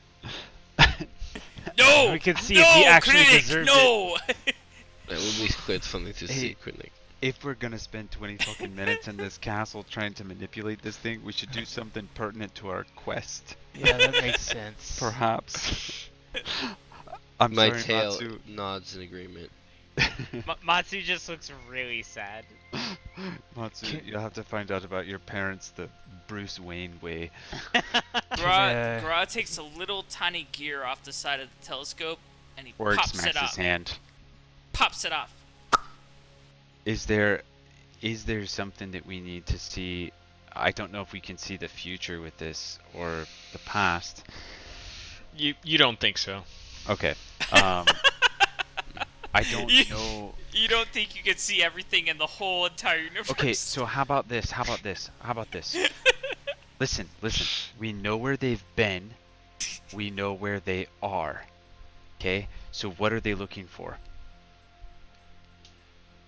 What are they looking for? That's the big Everybody, what are they question. looking for?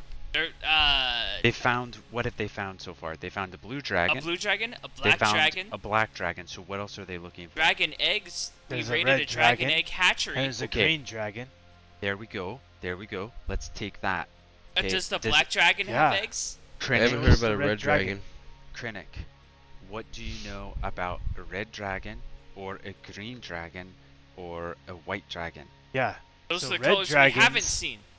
Typically hang out at Oh god. I lovingly put my and then hand on green his shoulder, dragons usually cohort around. and I offer guidance. And I heard about the red one. And then white dragons are typically. I don't know anything about white dragons.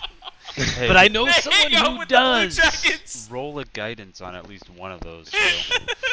Yeah. Oh yeah. So the red dragon. There's a dragon wait, right can I- behind can you. Can I correct his history real quick? Because it was bad. Yeah, There we sure, go. yeah. 15 for the red dragon check. Matsu wants to use a favored enemy. Uh-huh. Hey, we got 15 on the red dragon. And Yeah, if I I missed the don't, board. I know someone who does. I mean, while you're pondering like all these different dragons, the only one that really sticks out to you is many people in the Sword Coast know and fear a good portion of the world to the north in the domain of Cloth, which Cloth. lies Fucking somewhere between Mirabar, Damn it. the Lurkwood, and the Spine itself. No, that's actually really good. That's a way for a party I to heard cross. the legends. Let's go the other way. Cross streams, boys. No. Ready. I don't know if I could play Ace again. She's too powerful. let's keep it in character here. All right.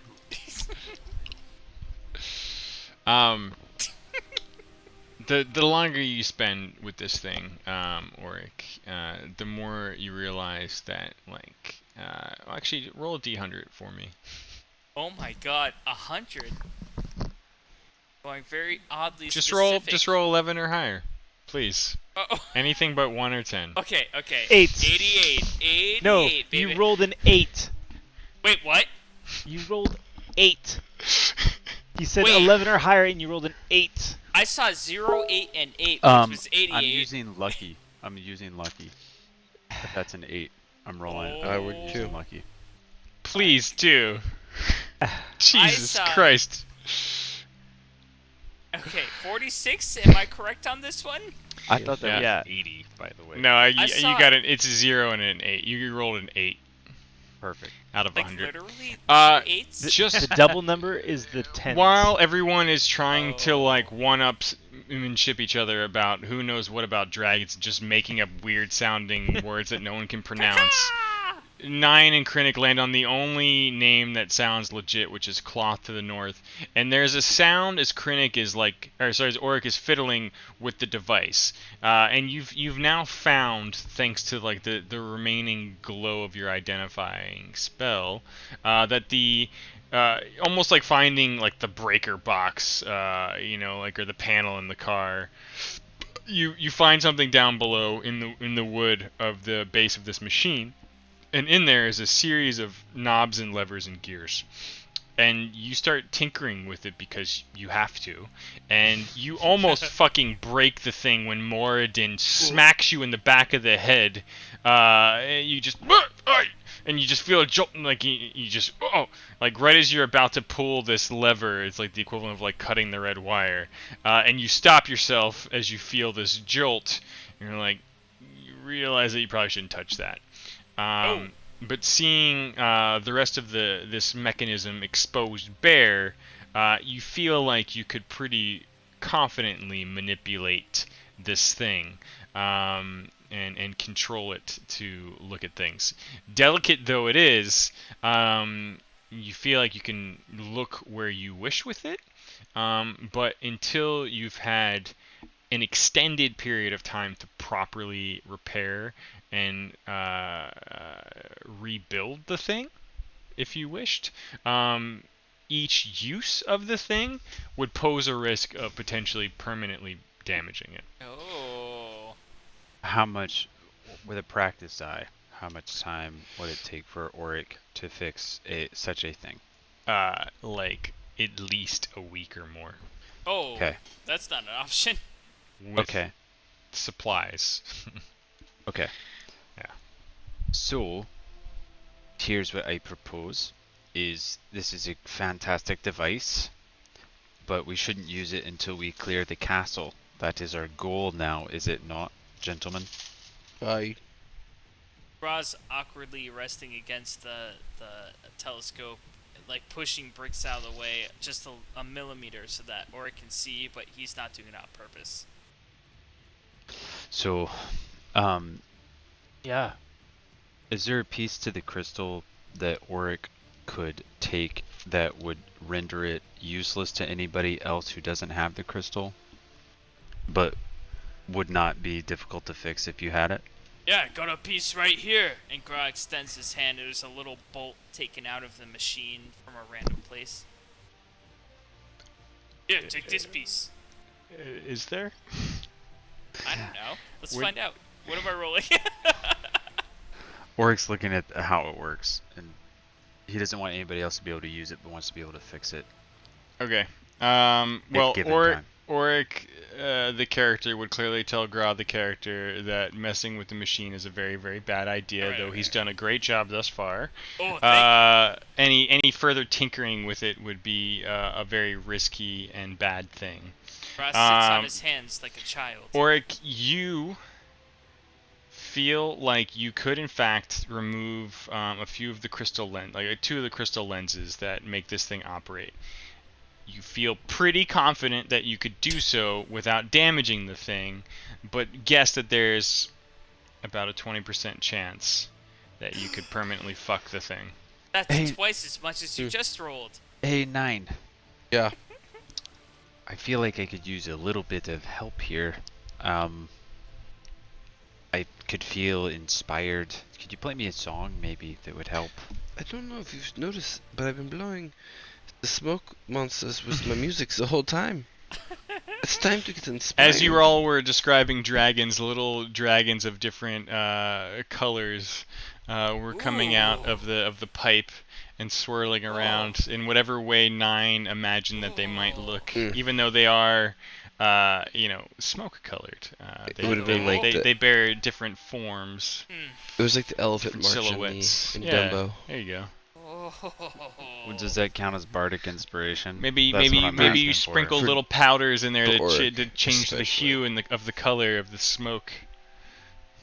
Or, For you know, Orc, fuck it, the pipe's magic. Whatever you want, man. Get some color in there. For Orc, I cast bardic inspiration. Okay. What do I need to roll to break, but not permanently break this thing? 21 or higher on a percentage die. What? 68. Expertly, you begin to disassemble parts of the seeing device and remove not only 2 ancient crystal lenses that seem incredibly valuable in their own right, but some of the brass apparatus that actually allow them to be secured within the telescope-like structure. Just type something in on your sheet to indicate that, if you would. And you feel pretty confident that this thing would not function for whoever was using it before now. Perfect. Matsu, Krennic, and 9, all of you make a perception check. Since you've been a little idle about the upper floor here for some time now. Oh man, Krennic. Not good for. But okay. The hell? Nailed it. Dude. You can just roll a d20 if you want 9. I can add some for you. Oh, there we go. It's tough to use this thing sometimes. 9 is you anxiously, not bored, but you kind of like walk the perimeter at times, like peeking out of the various holes that are now in the roof of this thing, in addition to the windows. Your tail caresses, you look out. You pause for a moment when you lean out over one of the windows to the southeast, and you see a small, much more organized group of bullywugs being led by a much more prominent looking bullywug. Oh, no. And you see them with like long, almost sticks with like hoops on the end, not unlike what you encountered in some of the pens before with drakes. You see him kind of like directing, and just kind of like at times like going into very I don't want to say monk-like, but like when there's like a spiritual leader and other people are following along with him, you see this character kind of like standing around with this retinue of frog people. And go ahead and make an insight check for me. Like the shit out of them. Love to.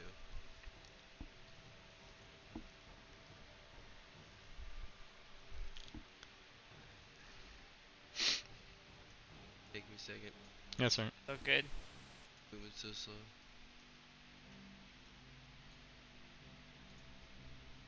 I believe. I believe. Anticipation. Oh, okay. You can't be sure, but that weird name you heard earlier from the now dead Snapjaw conjures up in your mind as you smoke on your magic pipe. And you see this weird creature with a fresh, decapitated lizard-like head. You can't really make out the details of it from here, but it's definitely a lizard folk head turned into top hat. No! Walks amongst Snapjaw! the bullywugs, and they are corralling and controlling the drakes down below. And you see through this vantage point that they seem to have the situation under control, and they don't seem to be freaking out about it. It's almost as if they're tending to the crime scene in a very particular way. Is this in the courtyard or is this outside of the castle? This is sorry, like down where he's looking here. The floor below. Let me just pull up a second map. Got so many maps. I'm not sure which one. Yeah. So you guys are here. Let me just pull that over there. And then let me go ahead and do this right here. I hope that's a bullywug wearing Snapjaw as a hat. I am so excited and ready for this. So, this is, other than Krennic getting a little bit of his feet wet, this is the second floor below you all. And you are in, like, 9 is indeed looking down into the lowest ground level, which is an open courtyard above. And you are seeing all of these fellas down where the dragon dogs were running loose, right about here. So 9 is above this, 3 stories up. Let me do this guy. Are you on the second castle map? On the ground level. The second floor? Oh, can you push that to me? Because I don't see that. I did. It might just be that it's buried. I see third floor and I see second floor. I don't see a first floor. Try, you can right click and minimize, or if you just move it off to the side, it's probably hiding under one of your maps. I pushed it to you like 3 times now. Should be there. I did that. It doesn't matter. Whatever. Well, either way, 9 is looking down into the courtyard where the Drake dogs were feasting on frog corpses, essentially, and a couple lizards, I think, too. And you see them corralling and tending to this scene from up above on this vantage point. 9 gives himself bardic inspiration from the nostalgic flavor of that stuff. Mm-hmm. Oh yeah, 5 minutes ago, that was awesome. What are you doing with that self-infused inspiration? That was kind of a joke, but I'm running with it. I'm kind of confused with the maps because I have so many up now. Yeah. Why don't you close them all, and I'll push this to you real quick. Close all your maps. Okay. Let's get right here. Thanks, dude. I see the enemies. I just need to see. Yeah. Close. All right. So push that back out. Sync that. You are perched 3 stories high on this wall, looking down at this. You see this guy. Snapjaw guy. With a small army of frog people, about a dozen or so, and they are moving about the room down there like weird, awkward detectives in a way. That's all. That is all. And you are blowing or inhaling some of your smoke and inspiring yourself to do what exactly? In case, can I see up here at all? Like, is there some of them outside? I mean, so like above them is open air for the most part. There's some areas where there is still like roof, that covers parts of this stuff, but it's for the most part this place is pretty dilapidated. For the time being, I assume the silhouette of one of the gargoyles.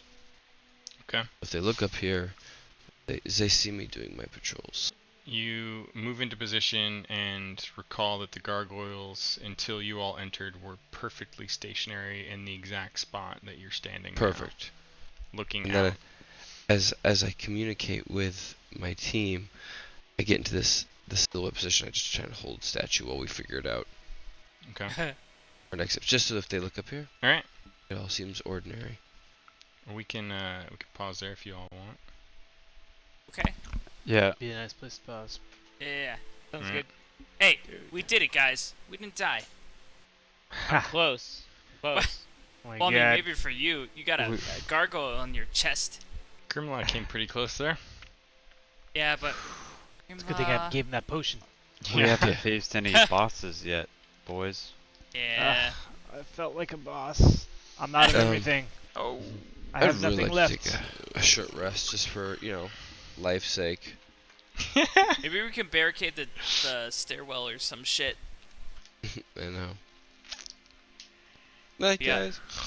Good night. Have a good night, y'all. Later. Thanks, Later. Goody. Thank you, Yeah, Fiddy. thanks, guys. Fiddy.